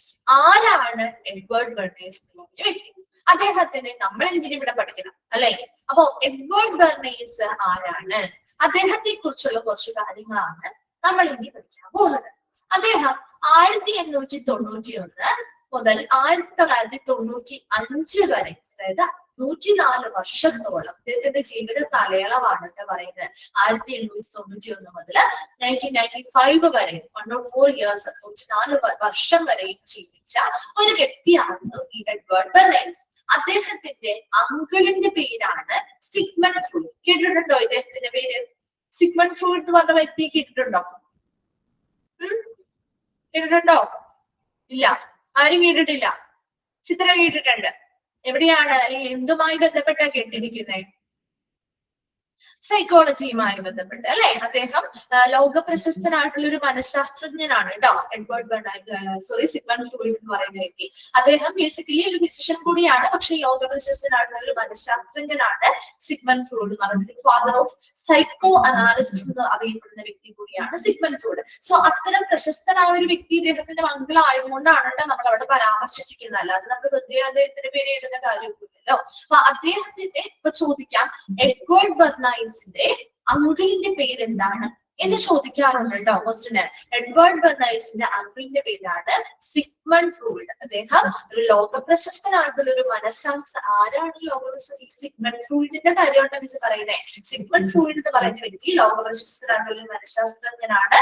അതുപോലെ തന്നെ എഡ്വേർഡ് ബർണീസിന്റെ അങ്കിളുമാണ് സിഗ്മണ്ട് ഫ്രൂഡ് എന്ന് പറയുന്നത്. ഈ സിഗ്മണ്ട് ഫ്രൂഡിനെ ഫാദർ ഓഫ് സൈക്കോ അനാലിസിസ് എന്ന് അറിയപ്പെടുകയും ചെയ്യുന്നത്. അത്രയും മാത്രം നിങ്ങൾ ജസ്റ്റ് ഒന്ന് മനസ്സിലാക്കി വെച്ചാൽ മതി. ഇനി നമ്മൾ അടുത്ത നമ്മുടെ പ്രധാനപ്പെട്ട ആളുമായി ബന്ധപ്പെട്ട കാര്യങ്ങളാണ് കേട്ടോ പഠിക്കുന്നത്. അതില് നിങ്ങൾ ഇത്ര മാത്രം നോക്കിയാൽ മതി, അദ്ദേഹത്തിന്റെ അങ്കിളിന്റെ പേര് മാത്രം നോക്കിയാൽ മതി. വർഷവും കാര്യങ്ങളൊന്നും ചോദിക്കാറില്ല. അടുത്തത് നമ്മൾ നെക്സ്റ്റ് നോക്കാൻ പോകുന്നത് എഡ്വേർഡ് ബർണീസിനെ കുറിച്ചാണ് പ്രധാനമായിട്ട് നമ്മൾ പഠിക്കാം. അദ്ദേഹത്തിന്റെ ജീവിത കാലയളവ് നമ്മൾ പറഞ്ഞു, 104 വർഷത്തോളം ജീവിച്ചിരുന്ന വ്യക്തിയായിരുന്നു. അദ്ദേഹത്തിന്റെ അങ്കിളിന്റെ പേര് സിഗ്മണ്ട് ഫ്രൂഡ് എന്നായിരുന്നു എന്ന് പറഞ്ഞു അല്ലെ. ഇനി ആരാണ് എഡ്വേർഡ് ബെർണൈസ്, അല്ലെങ്കിൽ നമ്മൾ എന്തിനു വേണ്ടിയാണ് അദ്ദേഹത്തെ ഇവിടെ പഠിക്കുന്നത്, അതാണ് നമ്മൾ ഇനി അടുത്ത ബോക്സിൽ നോക്കാൻ പോകുന്നത്. അപ്പൊ ഈ ബോക്സിൽ ചിലപ്പോൾ നിങ്ങൾക്ക് ക്ലിയർ അല്ലാത്തതുണ്ടാവാം. അപ്പൊ മിസ് വായിക്കുന്ന സമയത്ത് ക്ലിയർ ഇല്ല എങ്കിൽ അതൊന്ന് എഴുതി വെച്ചേക്കാം കേട്ടോ. അപ്പോ first point, Edward Bernays is the father of public relation. അപ്പോ പബ്ലിക് റിലേഷന്റെ പിതാവ് എന്നറിയപ്പെടുന്ന വ്യക്തിയാണ് എഡ്വേർഡ് ബെർണൈസ്. ആ സെന്റൻസ് അന്ന് തന്നെ എപ്പോഴും ചോദിക്കാറുള്ള ക്വസ്റ്റ്യൻ ആണ്, അതുകൊണ്ട് ഒന്ന് അണ്ടർലൈൻ ചെയ്ത് വെക്കാട്ടോ. Who is the father of public relation എന്ന് ചോദിച്ചാൽ ആരാണ് അതിന്റെ ആൻസർ? ആരാ? ഇപ്പോഴേ തന്നെ പഠിച്ചു പോക്കോട്ടോ. ഒരിക്കലും ചിലർക്ക് എന്താണ് വ്യത്യാസം വരാം, കാരണം മോള് സിഗ്മണ്ട് ഫ്രോയിഡ് കൊടുത്തിരിക്കുന്നത് കൊണ്ട് എഡ്വേർഡ് ബെർണൈസ് ആണ്. ഓപ്ഷനിൽ സിഗ്മണ്ട് ഫ്രോയിഡ് ഉണ്ടെങ്കിൽ പൂർണ്ണമായിട്ടും കൺഫ്യൂഷൻ ആവും. അപ്പോ സിഗ്മണ്ട് ഫ്രോയിഡ് ആണോ അതോ എഡ്വേർഡ് ബെർണൈസ് ആണോ എന്നൊക്കെ ഡൗട്ടുകൾ വരാം. ഒരിക്കലും ഡൗട്ട് വരരുത്. ഫാദർ ഓഫ് പബ്ലിക് റിലേഷൻ എന്ന് പറയുന്നത് ഇപ്പൊ തന്നെ പഠിച്ചു പോകണോട്ടോ. ഫാദർ ഓഫ് പബ്ലിക് റിലേഷൻ എന്നറിയപ്പെടുന്ന വ്യക്തി എഡ്വേർഡ് ബെർണൈസ് ആണ് കേട്ടോ. എഡ്വേർഡ് ബെർണൈസ് ആണ് ഫാദർ ഓഫ് പബ്ലിക് റിലേഷൻ എന്നറിയപ്പെടുന്നത്. അദ്ദേഹത്തിന്റെ ഈ എഡ്വേർഡ് ബെർണൈസിന്റെ അങ്കിളിന്റെ പേരാണ് സിഗ്മണ്ട് ഫ്രോയിഡ് കേട്ടോ, അല്ലാതെ അദ്ദേഹമല്ല പബ്ലിക് റിലേഷന്റെ പിതാവ് എന്ന് പറയുന്നത്. അപ്പൊ മാറിപ്പോവരുത്. എഡ്വേർഡ് ബെർണൈസിനെ നമ്മൾ അറിയപ്പെടുന്നത് ഫാദർ ഓഫ് പബ്ലിക് റിലേഷൻ അല്ലെങ്കിൽ പബ്ലിക് റിലേഷന്റെ പിതാവ് എന്നറിയപ്പെടുന്ന വ്യക്തിയാണ് എഡ്വേർഡ് ബെർണൈസ്. അത് മറക്കൂലേ? ഓക്കെ അല്ലേ? പറന്നു പോകരുത് കേട്ടോ. ചോദിക്കാറുള്ള, എപ്പോഴും ചോദിക്കാറുള്ള സ്ഥിരം വരുന്ന ക്വസ്റ്റ്യൻ ആണ്.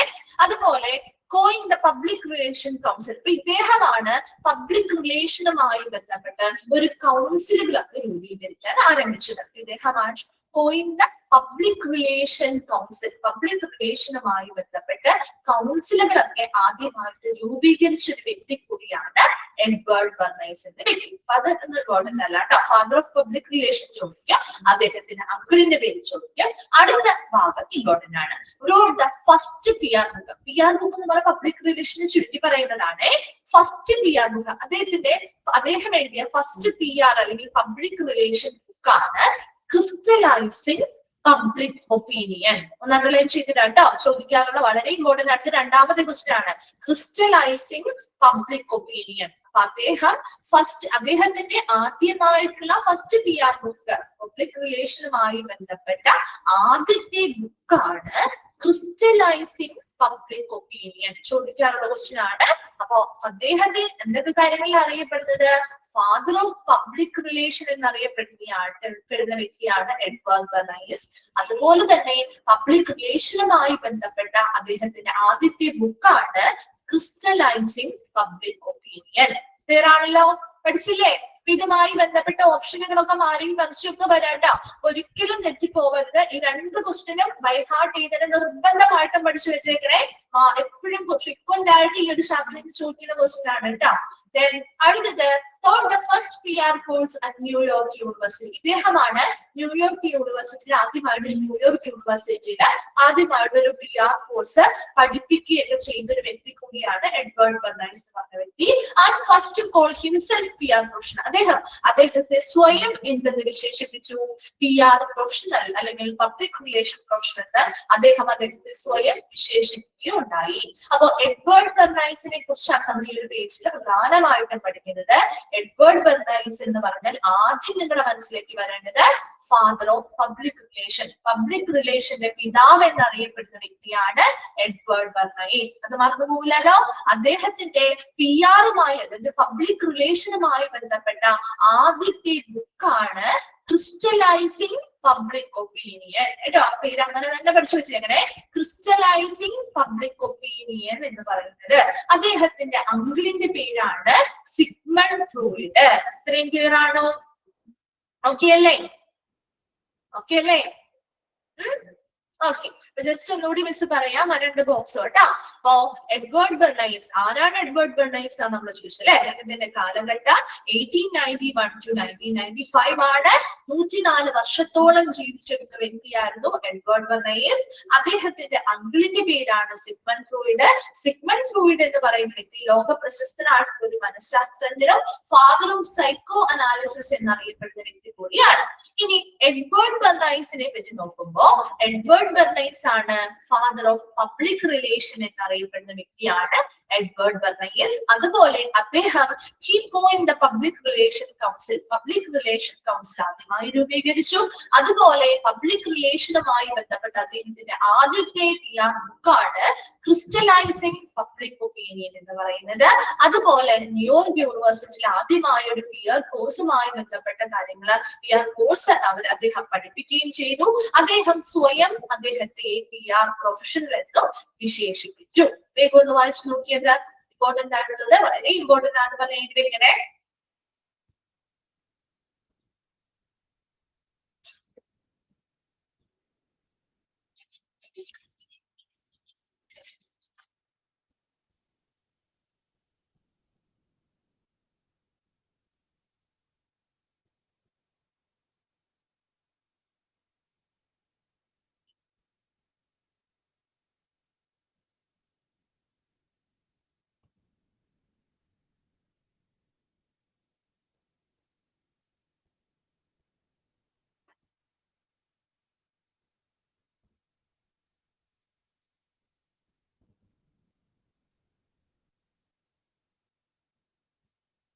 വായിച്ചു കഴിയുമ്പോൾ ഒന്ന് റിപ്ലൈ ചെയ്യണം കേട്ടോ.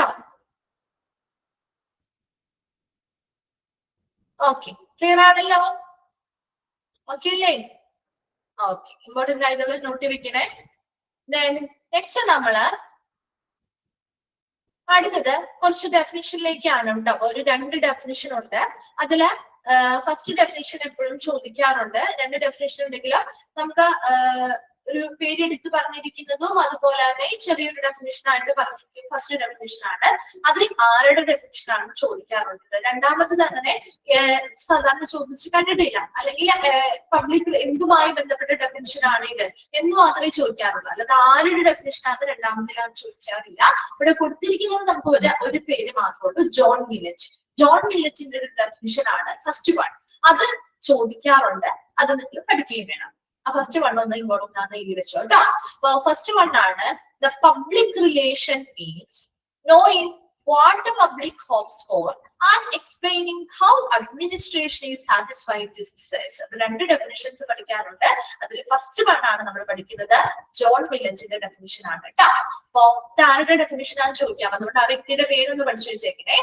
Public relation means knowing what the public hopes for and explaining how administration is satisfying this desire. എന്തെങ്കിലും മനസ്സിലായോ? എന്താണ് ഒരു പബ്ലിക് റിലേഷൻ എന്നാണ് അദ്ദേഹം പറഞ്ഞിരിക്കുന്നത്. എന്തെങ്കിലും ഒരു ഐഡിയ കിട്ടിയോ? ഒന്നും മനസ്സിലാവില്ല അല്ലെ? അങ്ങനെയല്ലേ ഇരിക്കുന്നേ? അപ്പൊ പബ്ലിക് റിലേഷൻ എന്ന് പറഞ്ഞാൽ ഈ ഒരു ഡെഫിനിഷനിൽ പറയുന്ന കാര്യം ഇത്ര മാത്രമേ ഉള്ളൂ. പബ്ലിക് റിലേഷൻ എന്ന് പറഞ്ഞാൽ means knowing what the public hopes for, അതായത് പൊതുജനങ്ങൾ. അപ്പൊ പബ്ലിക് റിലേഷൻ എന്നതിന്റെ അർത്ഥം എന്ന് പറയുന്നത് പൊതുജനങ്ങൾ എന്താണ് പ്രതീക്ഷിക്കുന്നതെന്ന് മനസ്സിലാക്കുക അല്ലെങ്കിൽ അറിയുക. പൊതുജനങ്ങൾ അല്ലെങ്കിൽ പബ്ലിക് എന്താണ് പ്രതീക്ഷിക്കുന്നത് എന്ന് അറിയുകയും and explaining how administration is satisfying this desires. അതായത് ഇത്തരം പ്രതീക്ഷ, അതായത് പബ്ലിക്കിന് ഒരുപാട് പ്രതീക്ഷകൾ ഉണ്ടാവും അല്ലെ, ഒരുപാട് ഹോപ്സ് ഉണ്ടാവും. സോ അത്തരം കാര്യങ്ങൾ അറിഞ്ഞാൽ മാത്രം മതിയോ?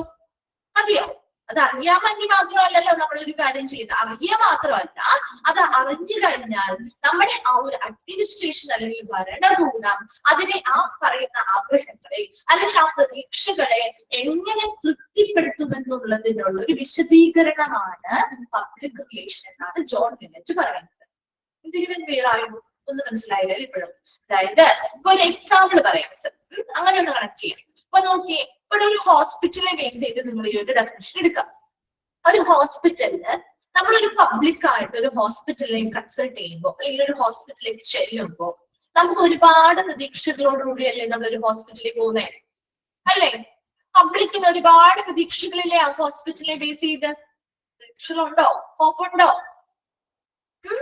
ഇല്ലേ? നമുക്കൊരു ഹോസ്പിറ്റലിനെ പറ്റി അല്ലെങ്കിൽ ആ ഹോസ്പിറ്റലിലേക്ക് നമ്മൾ കൺസൾട്ടേഷന് വേണ്ടി പോകുമ്പോൾ ഒരു പ്രതീക്ഷയുമില്ലാതെയാണ് നമ്മൾ പോവാ? അല്ല അല്ലെ? നമുക്ക് ഇന്ന രീതിയിലുള്ള ഒരു സർവീസ് കിട്ടണം എന്നൊരു പ്രതീക്ഷ എല്ലാവരുടെയും മനസ്സിലുണ്ടായിരിക്കും ഇല്ലേ? സോ അങ്ങനെ നമ്മുടെ പബ്ലിക് എന്താണോ പ്രതീക്ഷിക്കുന്നത് ആ പ്രതീക്ഷിക്കുന്ന കാര്യം എന്ത് ചെയ്യുക, അറിയുക അല്ലെങ്കിൽ മനസ്സിലാക്കുക. അതിനനുസരിച്ച് അവിടുത്തെ ആ ഒരു അഡ്മിനിസ്ട്രേഷൻ അല്ലെങ്കിൽ ഭരണകൂടം അത് നിറവേറ്റുന്നതിന് വേണ്ടിയുള്ള കാര്യങ്ങൾ എന്ത് ചെയ്യുക, ചെയ്യുക. അപ്പോ അങ്ങനെ ആ ഒരു പ്രതീക്ഷകൾക്ക് അനുസൃതമായിട്ടുള്ള, ഇപ്പൊ നമ്മൾ പറയട്ടെ, നമ്മളൊരു ഹോസ്പിറ്റലിലേക്ക് കുറെ ഹോപ്പുമായിട്ട് പോവാണ്, നമുക്കൊരു അസുഖമുണ്ട്. അപ്പൊ നമ്മുടെ മനസ്സിൽ എന്തായിരിക്കും, ഓ എനിക്ക് ആ ഹോസ്പിറ്റലിൽ ചെല്ലുമ്പോൾ നല്ല നല്ല ഇങ്ങനെയുള്ള നല്ല രീതിയിലുള്ള പെരുമാറ്റങ്ങളും നല്ല രീതിയിലുള്ള പരിചരണങ്ങളും നല്ല ട്രീറ്റ്മെന്റുകളും എനിക്ക് കിട്ടണം, എന്റെ രോഗം മാറണം എന്നൊരു പ്രതീക്ഷയോടുകൂടിയല്ലേ നമ്മൾ ഓരോരുത്തരും പോകുന്നത്, അല്ലേ? ഒരു ഹോസ്പിറ്റലിലേക്ക് നമ്മുടെ രോഗങ്ങൾ മാറണം ഇത്തരത്തിലുള്ള ഒരു പ്രതീക്ഷയോട് കൂടിയല്ലേ പോകുന്നത്. അപ്പൊ അത്തരത്തിൽ വരുന്ന ഓരോ പേഷ്യൻസിന്റെയും പ്രതീക്ഷകൾ അല്ലെങ്കിൽ ഹോപ്പ് എന്താണെന്ന് അറിയണം അല്ലെങ്കിൽ മനസ്സിലാക്കണം. അവിടെ വരെ ക്ലിയർ ആണോ? അറിയണം അല്ലെങ്കിൽ മനസ്സിലാക്കണം. അത് മനസ്സിലാക്കിയ മാത്രം പോലല്ലോ, അത് അവർക്ക് നിറവേറ്റി നൽകണ്ടേ? നിറവേറ്റി നൽകണോ? അപ്പൊ അത് ആരാ നിറവേറ്റി നൽകേണ്ടത്? ആ സ്ഥാപനത്തിലെ ഭരണകൂടമാണ്, അല്ലെ? ആ സ്ഥാപനത്തിലെ അഡ്മിനിസ്ട്രേഷൻ ആണെന്ന് നിറവേറ്റി നൽകേണ്ടത്, ശരിയല്ലേ? അവര് വരുമ്പോ അവരുടെ ഓരോ പ്രതീക്ഷകളും അല്ലെങ്കിൽ ഹോപ്സ് എന്താണെന്ന് മനസ്സിലാക്കുകയും അതിനനുസരിച്ച് അവരുടെ പ്രതീക്ഷകൾ അല്ലെങ്കിൽ ആഗ്രഹങ്ങളെ നിറവേറ്റുക അല്ലെങ്കിൽ തൃപ്തിപ്പെടുത്തുന്നത് എന്നതിനുള്ള ഒരു വിശദീകരണമാണ് പബ്ലിക് റിലേഷൻ എന്ന് പറയുന്നത്. അത് എന്തുകൊണ്ടാണ് അങ്ങനെ പറയുന്നത്? നമ്മളൊരു ഹോസ്പിറ്റലിലേക്ക് ഒരുപാട് പ്രതീക്ഷകളോട് ചെല്ലുന്നു. അത് നമ്മുടെ പ്രതീക്ഷ മാത്രമാണ്, അല്ലെ? ചിലപ്പോ അത് കിട്ടാതിരിക്കാം, അല്ലെ? എല്ലാ ഹോസ്പിറ്റലിലും നിങ്ങൾക്ക് ചെല്ലുമ്പോ അത് നമ്മൾ പ്രതീക്ഷിച്ച രീതിയിലുള്ള ട്രീറ്റ്മെന്റും കെയറും ബിഹേവിയറും കിട്ടാറുണ്ടോ? എല്ലാ ഹോസ്പിറ്റലും ഇല്ല, അല്ലെ? പല ഹോസ്പിറ്റലിലും ഒരുപാട് ഹോസ്പിറ്റലിൽ നമുക്ക് നല്ല അനുഭവങ്ങളും എക്സ്പീരിയൻസും നല്ല രീതിയിലുള്ള കാര്യങ്ങളും ചെയ്യാറുണ്ട്. അപ്പൊ എപ്പോഴും മിസ് ചോദിക്കട്ടെ, നമ്മളൊരു ഹോസ്പിറ്റലിൽ പോയി നമുക്ക് നമ്മൾ പ്രതീക്ഷയേക്കാൾ കൂടുതൽ നല്ല സർവീസുകളും നല്ല കെയറും ഒക്കെ അവർ തന്നു. അതേസമയം മറ്റൊരു ഹോസ്പിറ്റലിൽ പോയപ്പോ നമ്മൾ പ്രതീക്ഷ കാര്യങ്ങളൊന്നും അവർ തന്നിട്ടില്ല. ഭയങ്കരമായിട്ടുള്ള ഒരു മോശമായ ഒരു അനുഭവമാണ് നമുക്കുണ്ടായത്. ഇതിൽ ഏത് സ്ഥാപനത്തോടായിരിക്കും നിങ്ങൾക്ക് നല്ലൊരു ബന്ധം നിലനിർത്താൻ പറ്റുക? ഏത് സ്ഥാപനത്തോടായിരിക്കും? ഫസ്റ്റ് പോയ സ്ഥാപനത്തോടായിരിക്കും? രണ്ടാമത് പോയ സ്ഥാപനത്തോടായിരിക്കും? ഏത് സ്ഥാപനത്തോടാണ് നിങ്ങൾക്ക് ഫസ്റ്റ് പോയത്, അല്ലെ? ഗുഡ് സർവീസ് തന്ന സ്ഥാപനത്തോടാണ് നമുക്ക് നല്ലൊരു ബന്ധം നിലനിർത്താൻ തോന്നുക, അല്ലെ? അത് തന്നെയാണ് ഇവിടെയും പറയുന്നത്. എന്താണ്? പബ്ലിക് എന്താണോ പ്രതീക്ഷിക്കുന്നത് അത് അറിയുക അല്ലെങ്കിൽ മനസ്സിലാക്കുക. അതിനനുസരിച്ച് അവിടുത്തെ ഭരണകൂടം അല്ലെങ്കിൽ അഡ്മിനിസ്ട്രേഷൻ അത് എങ്ങനെ തൃപ്തിപ്പെടുത്തുന്നു, എങ്ങനെ നമുക്ക് ആ ആഗ്രഹങ്ങളെ എങ്ങനെ തൃപ്തിപ്പെടുത്തുന്നത് എന്നതിനുള്ള ഒരു വിശദീകരണമാണ് പബ്ലിക് റിലേഷൻ എന്ന്. അതായത് നമ്മളൊരു ഹോസ്പിറ്റലിൽ ചെല്ലുമ്പോൾ നമ്മുടെ പ്രതീക്ഷകൾക്കനുസരിച്ചുള്ള സർവീസുകളാണ് അവർ തരുന്നത്. നമ്മുടെ ഹോപ്പ് എന്താണെന്ന് മനസ്സിലാക്കുകയും അതിനനുസരിച്ചുള്ള സർവീസുകളാണ് അവർ തരുന്നതെങ്കിൽ അവിടെ നല്ലൊരു പബ്ലിക് റിലേഷൻ നമുക്ക് ഉണ്ടാക്കിയെടുക്കാൻ പറ്റുന്നില്ലേ? ആ സ്ഥാപനവും ആ ആളുകളും തമ്മിൽ പറ്റുന്നുണ്ടോ? നല്ലൊരു പബ്ലിക് റിലേഷൻ ഉണ്ടാക്കിയെടുക്കാൻ പറ്റുന്നില്ലേ? അത് എന്തിന്റെ ഫലമായിട്ട് വന്നതാ? നമ്മുടെ ഹോപ്സ് മനസ്സിലാക്കി അതിനനുസരിച്ചുള്ള സർവീസുകൾ അവർ തന്നത് കൊണ്ടാണ്, അല്ലെ? നമ്മളെ സാറ്റിസ്ഫൈ ചെയ്തത് കൊണ്ടാണ്, അല്ലെ? അപ്പൊ അങ്ങനെ ക്രിയേറ്റ് ചെയ്യുന്ന ഒന്നാണ് പബ്ലിക് റിലേഷൻ എന്നാണ് ജോൺ മില്ലറ്റ് പറയുന്നത്. ഇപ്പൊ ക്ലിയർ ആയോ? ഫസ്റ്റ് ആ ഒരു ഡെഫിനിഷൻ മനസ്സിലായോ? ഇപ്പോ പബ്ലിക് റിലേഷൻ എന്ന് പറഞ്ഞാൽ ജോൺ മില്ലറ്റ് എന്താ പറയുന്നത്? Public relation means knowing what the public hopes for, എന്താണോ പബ്ലിക് പ്രതീക്ഷിക്കുന്നത് അതിനെ എന്ത് ചെയ്യുക, അറിയുക. And explaining how administration is satisfying the citizens. ഇത്തരം പ്രതീക്ഷകളെ അല്ലെങ്കിൽ ആഗ്രഹങ്ങളെ അവരുടെ ആ ഒരു ഭരണകൂടം എങ്ങനെ തൃപ്തിപ്പെടുത്തുന്നു എന്നതിനുള്ള ഒരു വിശദീകരണം അല്ലെങ്കിൽ ഒരു എക്സ്പ്ലനേഷൻ ആണ് ശരിക്കും പബ്ലിക് റിലേഷൻ എന്ന് പറയുന്നത്. അപ്പൊ നല്ലൊരു പബ്ലിക് റിലേഷൻ അവിടെ ക്രിയേറ്റ് ചെയ്യുക എന്ന് പറയുന്നത് അവിടെ ആ ഒരു പബ്ലിക്കും ആ ഒരു സ്ഥാപനവും തമ്മിൽ നല്ല രീതിയിലുള്ളൊരു ബന്ധം നിലനിർത്തുമ്പോഴാണ്. ശരിയല്ലേ? ക്ലിയർ ആണല്ലോ ജോൺ മില്ലറ്റിന്റെ ഡെഫിനിഷൻ? ഓക്കെ അല്ലേ? ശരി. നെക്സ്റ്റ് ഡെഫിനിഷൻ, അടുത്തതും പബ്ലിക് റിലേഷനെ കുറിച്ചുള്ള ഒരു ഡെഫിനിഷൻ ആണ് കേട്ടോ. അപ്പൊ നോക്കിയേ, നെക്സ്റ്റ് ഡെഫിനിഷനിൽ പറയുന്നത് public relation is an organised process to influence public opinion through sound character and genuine performance on the basis of mutually satisfactory two-way communication. എന്താണ് ഉദ്ദേശിക്കുന്നത്? ഒരു പബ്ലിക് റിലേഷൻ എന്ന് പറഞ്ഞാൽ ഇസ് ആൻ ഓർഗനൈസ്ഡ് പ്രോസസ്. ഇതൊരു സംഘടിത പ്രക്രിയയാണ്. അതായത് ടു ഇൻഫ്ലുവൻസ് പബ്ലിക് ഒപ്പീനിയൻ, പൊതുജനങ്ങളുടെ അല്ലെങ്കിൽ പൊതു അഭിപ്രായത്തെ സ്വാധീനിക്കുക. എന്തിലൂടെ സ്വാധീനിക്കുക? സൗണ്ട് ക്യാരക്ടർ, ഒരു മികച്ച സ്വഭാവത്തിലൂടെ, ഒരു ജെനുവിൻ പെർഫോമൻസ്, യഥാർത്ഥ പ്രകടനത്തിലൂടെ, on the basis of mutually satisfactory to way communication, രണ്ട് കൂട്ടരും തമ്മിലുള്ള ഒരു സംതൃപ്തമായിട്ടുള്ള ഒരു ആശയവിനിമയത്തിലൂടെയും നമ്മൾ പബ്ലിക്കിന്റെ ഒപ്പീനിയൻ അല്ലെങ്കിൽ പബ്ലിക്കിന്റെ അല്ലെങ്കിൽ പൊതുജനങ്ങളുടെ അഭിപ്രായത്തെ സ്വാധീനിക്കുന്ന ഒരു സംഘടിത പ്രക്രിയയാണ് പബ്ലിക് റിലേഷൻ എന്നാണ് പറയുന്നത്. ഇവിടെയും നമ്മളൊരു ഹോസ്പിറ്റലിനെ എടുത്ത് നോക്കിക്കോ, എളുപ്പമായിട്ട് പഠിക്കാൻ പറ്റും. ഒരു ഹോസ്പിറ്റലിൽ നിന്ന് നമുക്കൊരു ഹോസ്പിറ്റലുമായി ബന്ധപ്പെട്ട് അല്ലെങ്കിൽ പൊതുജനങ്ങൾക്ക്, നമ്മൾ എല്ലാവരും, അതായത് പൊതുജനങ്ങൾ ഇപ്പൊ ഒരു സർവേ നടത്താണ്. ആ സർവേയിൽ ഒരു ഏരിയയിൽ ഒരുപാട് ഹോസ്പിറ്റൽ നമ്മുടെ ഒരു ഏരിയയിലുണ്ട്. ആ ഹോസ്പിറ്റലിനെ കുറിച്ച് നമ്മളൊരു സർവേ നടത്തുമ്പോൾ ഏതെങ്കിലും ഒരു ഹോസ്പിറ്റലിലായിരിക്കില്ലേ കൂടുതൽ സ്കോർ കിട്ടിയിട്ടുണ്ടാവുക, അല്ലെ?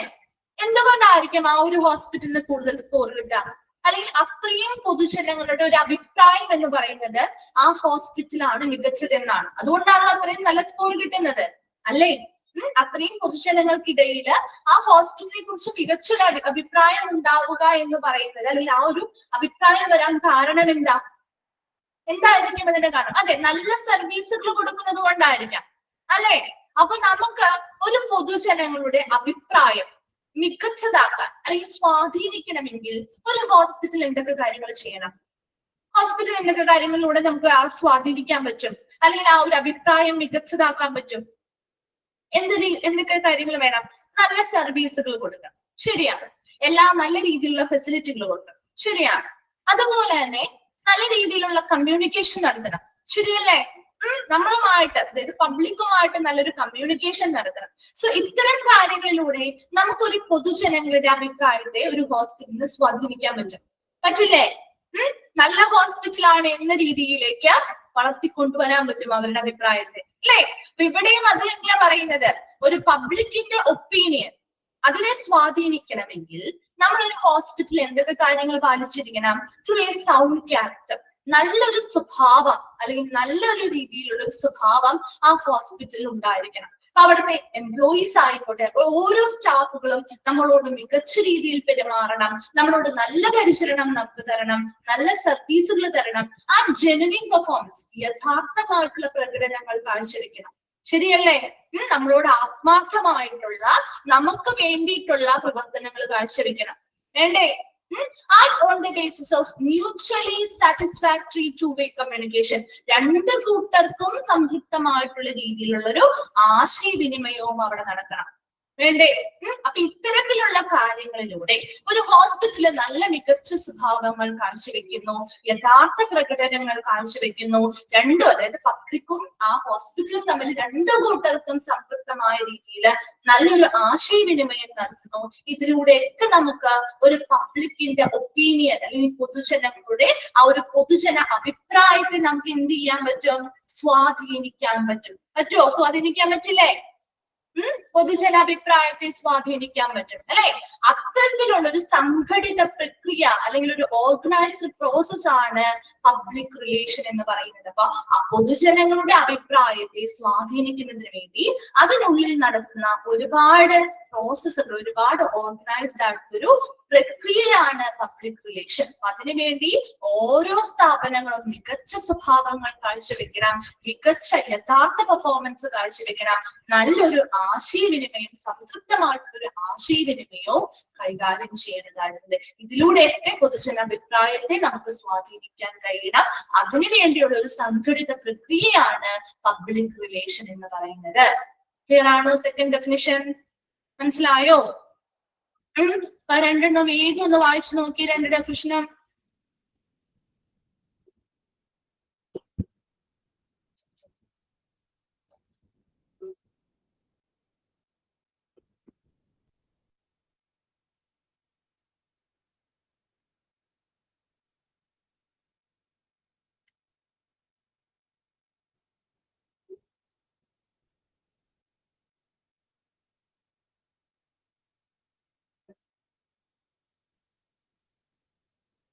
വായിച്ചു കഴിഞ്ഞവരൊന്ന് റിപ്ലൈ ചെയ്യണേ.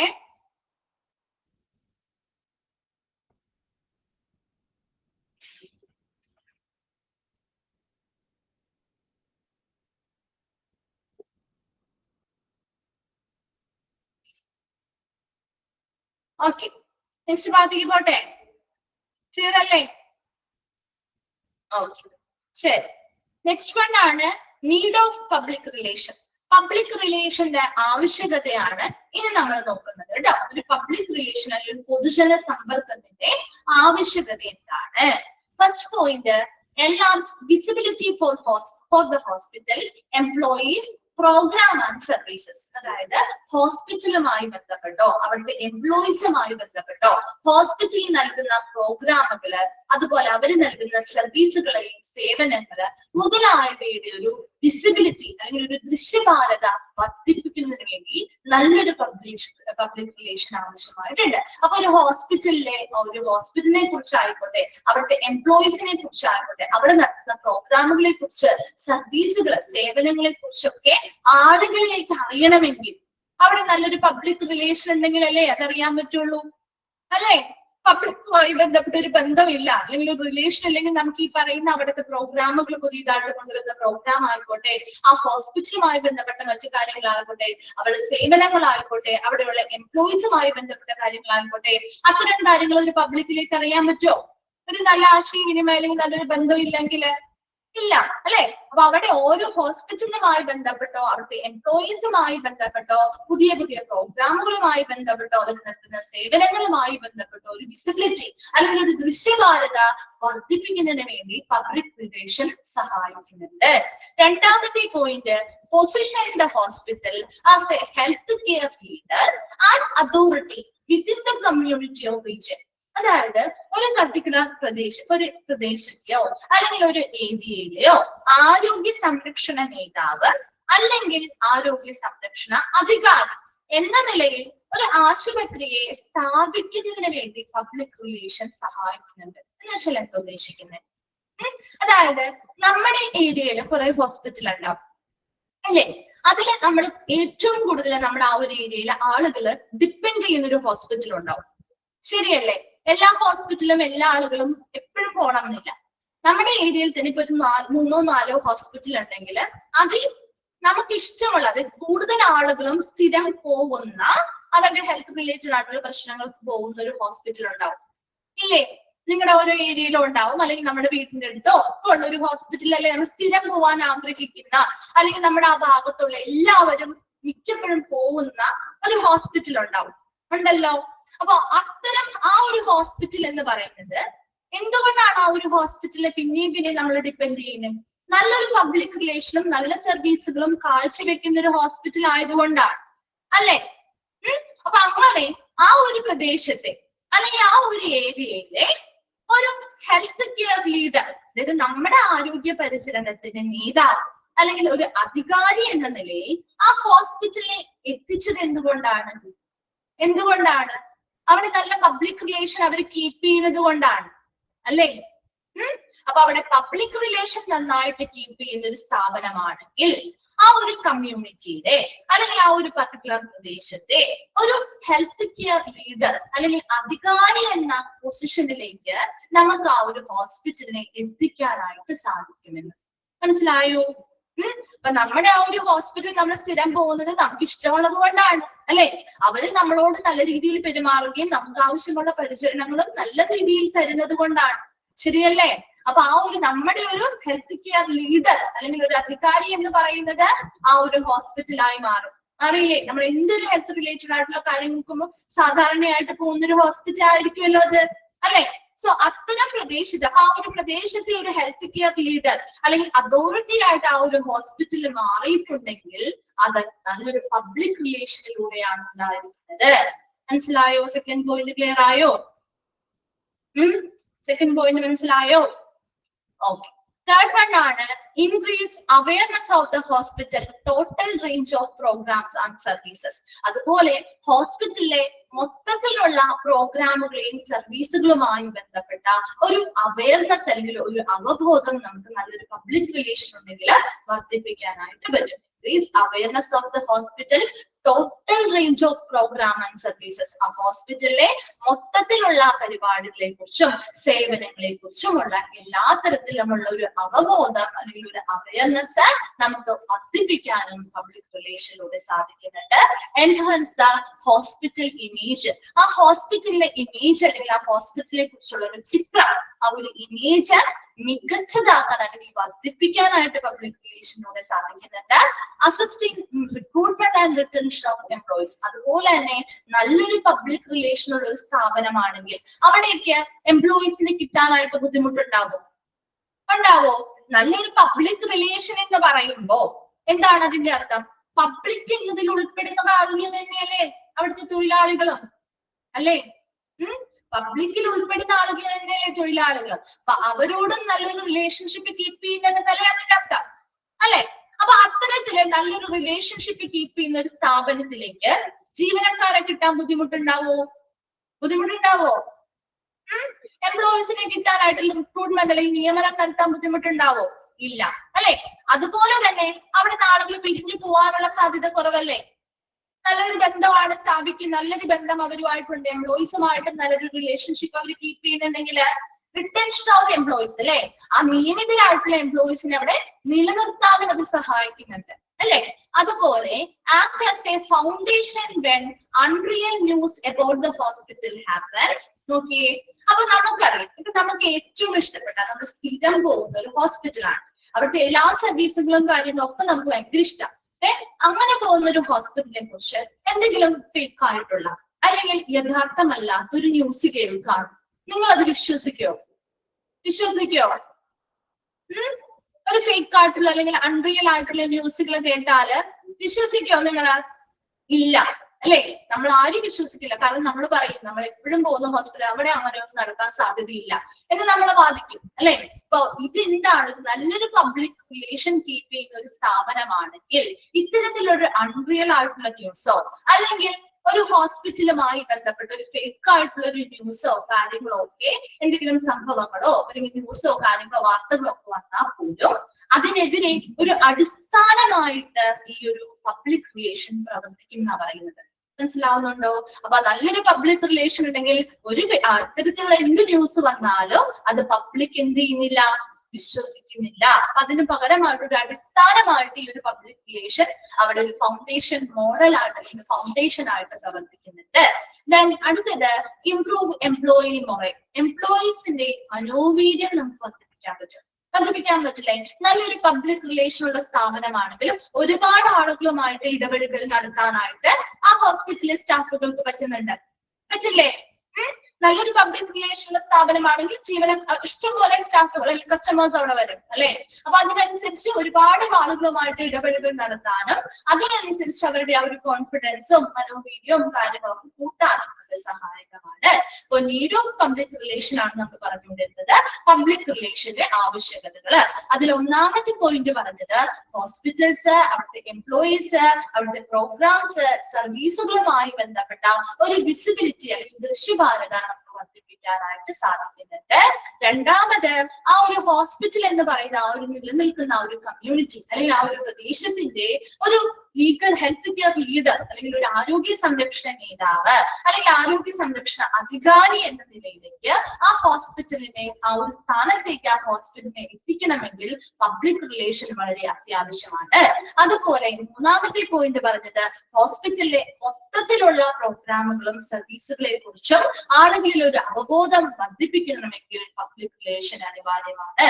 അതുപോലെ ഹോസ്പിറ്റലിന്റെ ഇമേജ് അല്ലെങ്കിൽ പ്രതിച്ഛായ വർദ്ധിപ്പിക്കാനും ഇതിലൂടെ സാധിക്കുന്നുണ്ട്. അതുപോലെ നിയമനവുമായി ബന്ധപ്പെട്ട സഹായങ്ങൾ നമുക്ക് ലഭ്യമാകുന്നുണ്ട്. നിയമിതരായിട്ടുള്ള എംപ്ലോയീസിനെ അവിടെ നിലനിർത്താനും ഇത് സഹായിക്കുന്നുണ്ട്. അതുപോലെ എന്തെങ്കിലും അൺറിയൽ ആയിട്ടുള്ള യഥാർത്ഥമല്ലാത്തതോ അവ്യക്തമായിട്ടുള്ള വാർത്തകളോ ഒരു ഹോസ്പിറ്റലിനെ ബേസ് ചെയ്ത് വരുമ്പോൾ അതിനെതിരെയുള്ള ഒരു അടിസ്ഥാനമായിട്ട് ഇതൊരു പബ്ലിക് റിലേഷൻ പ്രവർത്തിക്കുകയും ചെയ്യുന്നുണ്ട്. അതുപോലെ എംപ്ലോയീസിന്റെ മനോവീര്യം അല്ലെങ്കിൽ മൊറൽസ് ഇംപ്രൂവ് ചെയ്യാൻ അല്ലെങ്കിൽ മെച്ചപ്പെടുത്താനും ഇത് സഹായകമാണ്. വേഗം ഒന്ന് വായിച്ചു നോക്കാം കേട്ടോ. Need of public relation.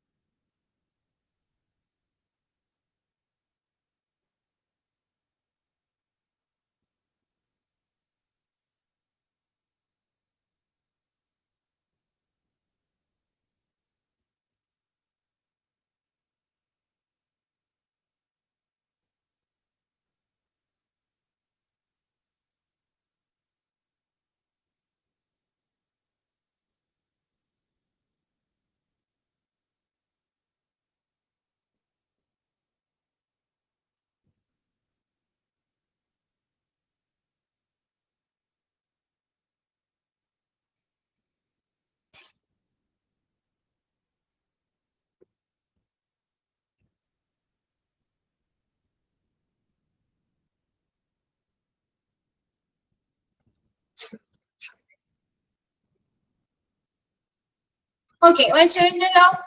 Clear അല്ലേ? ഓക്കെ, ശരി. Next one, methods of maintaining public relation in the community. നമ്മുടെ കമ്മ്യൂണിറ്റിയില് അല്ലെങ്കിൽ സമൂഹത്തില് പബ്ലിക് റിലേഷൻ നിലനിർത്തുന്നതിന് വേണ്ടിയിട്ടുള്ള മെത്തേഡുകൾ അല്ലെങ്കിൽ രീതികളാണ് നമ്മൾ പറയാൻ പോകുന്നത്. രണ്ട് മെത്തേഡാണ് പ്രധാനമായിട്ടുള്ളത്. There are mainly two methods. രണ്ടെണ്ണം ഉണ്ട് കേട്ടോ. ഓപ്പറേറ്റീവ് മെത്തേഡും കമ്മ്യൂണിക്കേറ്റീവ് മെത്തേഡ്. ഈ രണ്ട് മെത്തേഡുകളിലൂടെ നമുക്ക് കമ്മ്യൂണിറ്റിയില് പബ്ലിക് റിലേഷൻ നിലനിർത്താനായിട്ട് പറ്റും. ഓപ്പറേറ്റീവ് മെത്തേഡ് എന്ന് പറഞ്ഞാൽ പ്രവർത്തന രീതികൾ. അതായത് നമുക്കറിയാം നല്ല പ്രവർത്തനങ്ങളിലൂടെ നമുക്ക് പബ്ലിക് റിലേഷൻ അല്ലെങ്കിൽ പൊതുജനങ്ങളുമായിട്ടുള്ള ഒരു ബന്ധം നമുക്ക് നിലനിർത്താൻ പറ്റും, അല്ലെ? അതുപോലെ കമ്മ്യൂണിക്കേറ്റീവ് മെത്തേഡ് എന്ന് പറഞ്ഞാൽ ആശയവിനിമയ രീതികളാണ്. നമുക്ക് നല്ലൊരു ആശയവിനിമയത്തിലൂടെയും നല്ലൊരു പബ്ലിക് റിലേഷൻ നിലനിർത്താൻ പറ്റും, അല്ലെ? ഈ രണ്ട് രീതികളിലൂടെയും നമുക്ക് കമ്മ്യൂണിറ്റിയിലെ പബ്ലിക് റിലേഷനെ നിലനിർത്താനായിട്ട് സാധിക്കും. ഇനി ഫസ്റ്റ് വൺ നമ്മൾ ഓപ്പറേറ്റീവ് മെത്തേഡ് ആണ് പഠിക്കുന്നത്. ഓരോ ഡീറ്റെയിലായിട്ട് പഠിക്കാനുണ്ട്. ഓപ്പറേറ്റീവ് മെത്തേഡ് എന്ന് പറഞ്ഞാൽ പ്രവർത്തന രീതി. അതായത് നല്ല പ്രവർത്തനത്തിലൂടെ നമുക്ക് പൊതുജനങ്ങളുമായിട്ടുള്ള ഒരു നല്ല ബന്ധം നമുക്ക് എന്ത് ചെയ്യാൻ പറ്റും, നിലനിർത്താനായിട്ട് സാധിക്കും. ഇപ്പൊ ഇവിടെ ഹോസ്പിറ്റലുമായി ബന്ധപ്പെട്ട് നമ്മൾ പറയുമ്പോൾ these method are basically related with every aspect of hospital operator, including those that are performed by workmen such as telephone operator, inquiry office personnel, admission office clerk. അതായത് ഇവിടെ ഉദ്ദേശിക്കുന്നത് ഇത്ര മാത്രമേ ഉള്ളൂ. ഓപ്പറേറ്റീവ് മെത്തേഡ് എന്ന് പറഞ്ഞാൽ ഇത് എന്തുമായി ബന്ധപ്പെട്ടതാണ്? പ്രവർത്തന രീതികളുമായി ബന്ധപ്പെട്ടത്. അതായത് ഹോസ്പിറ്റലിലെ എല്ലാ വശങ്ങളിലെയും എല്ലാ പ്രവർത്തനങ്ങളെയും ഈ ഒരു ഓപ്പറേറ്റീവ് മെത്തേഡുമായിട്ട് നമുക്ക് ബന്ധിപ്പിക്കാവുന്നതാണ്. അതായത് ഹോസ്പിറ്റലിലെ every aspect of hospital operation, എല്ലാ പ്രവർത്തനങ്ങളും, ഹോസ്പിറ്റലിലെ എല്ലാ പ്രവർത്തനങ്ങളും, അതുപോലെ തന്നെ അവിടെ പെർഫോം ചെയ്യുന്ന എല്ലാവരും. അപ്പൊ അവിടെ ഇപ്പൊ ഒരു telephone operator, inquiry office personal, admission office clerk മുതലായ എല്ലാ വശം, ഒരു ഡോക്ടറോ നഴ്സോ മുതലായിട്ടുള്ള ആളുകൾ മാത്രമല്ല, അല്ലാതെ എല്ലാ വശങ്ങളിലുമുള്ള ഹോസ്പിറ്റൽ പ്രവർത്തനങ്ങളും നമുക്ക് ഈ മെത്തേഡുമായിട്ട് ബന്ധിപ്പിക്കാവുന്നതാണ്. So all those maintaining contact with patient as well as those working behind the screen share the same burden. അപ്പൊ പേഷ്യൻസുമായിട്ട് നേരിട്ട് കോണ്ടാക്റ്റിൽ വരുന്ന ആളുകൾ മാത്രം അല്ല ഇത് മെയിൻറ്റെയിൻ ചെയ്യേണ്ടത്. ഇപ്പൊ ഡോക്ടേഴ്സ്, നഴ്സസ് മുതലായിട്ടുള്ളവർക്ക് നമ്മുടെ പേഷ്യൻസുമായിട്ട് നേരിട്ട് കോണ്ടാക്റ്റിൽ വരുന്ന ആളുകളാണ്. അവര് മാത്രം ഈ ഒരു നല്ല പ്രവർത്തനം കാഴ്ചവെച്ചാൽ മതിയോ?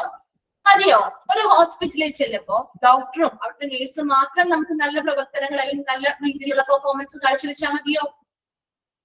അതിലൂടെ നമ്മൾ സാറ്റിസ്ഫൈഡ് ആണോ? പറ്റില്ല, അല്ലെ?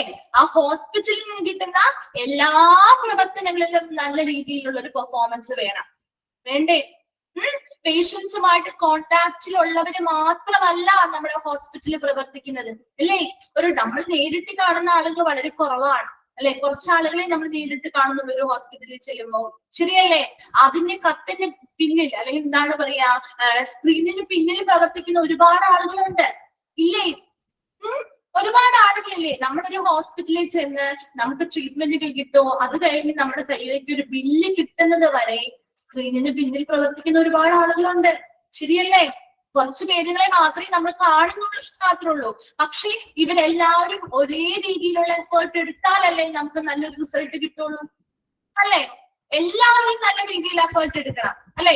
അല്ലെങ്കിൽ പേഷ്യൻസുമായിട്ട് കോണ്ടാക്റ്റിൽ വരുന്ന, നേരിട്ട് കോണ്ടാക്റ്റിൽ സമ്പർക്കം പുലർത്തുന്നവർ മാത്രമല്ല, അല്ലെ? അല്ലാതെ സ്ക്രീനിൽ പിന്നിൽ പ്രവർത്തിക്കുന്നവരും ഒരേ ഭാരം പങ്കിടുന്നുണ്ട്, ശരിയല്ലേ? അപ്പൊ ഇവരെല്ലാവരും നല്ല രീതിയിലുള്ള പെർഫോമൻസ് കാഴ്ചവെക്കുമ്പോഴാണ് നമുക്ക് നല്ല രീതിയിലുള്ള ഒരു റിസൾട്ട് കിട്ടുള്ളൂ, ശരിയല്ലേ? അപ്പൊ നല്ലൊരു പ്രവർത്തനം ഈ പറയുന്ന ഹോസ്പിറ്റൽ എല്ലാ വശങ്ങളിൽ നിന്നും നമുക്ക് കിട്ടുമ്പോഴാണ് നമ്മൾ സാറ്റിസ്ഫൈഡ് ആവുന്നത്, അല്ലേ? നിങ്ങൾ അല്ലാതെ സംതൃപ്തരാവോ? ഡോക്ടറിന്റെയും നഴ്സിന്റെയും നല്ലതാ കിട്ടിയത്?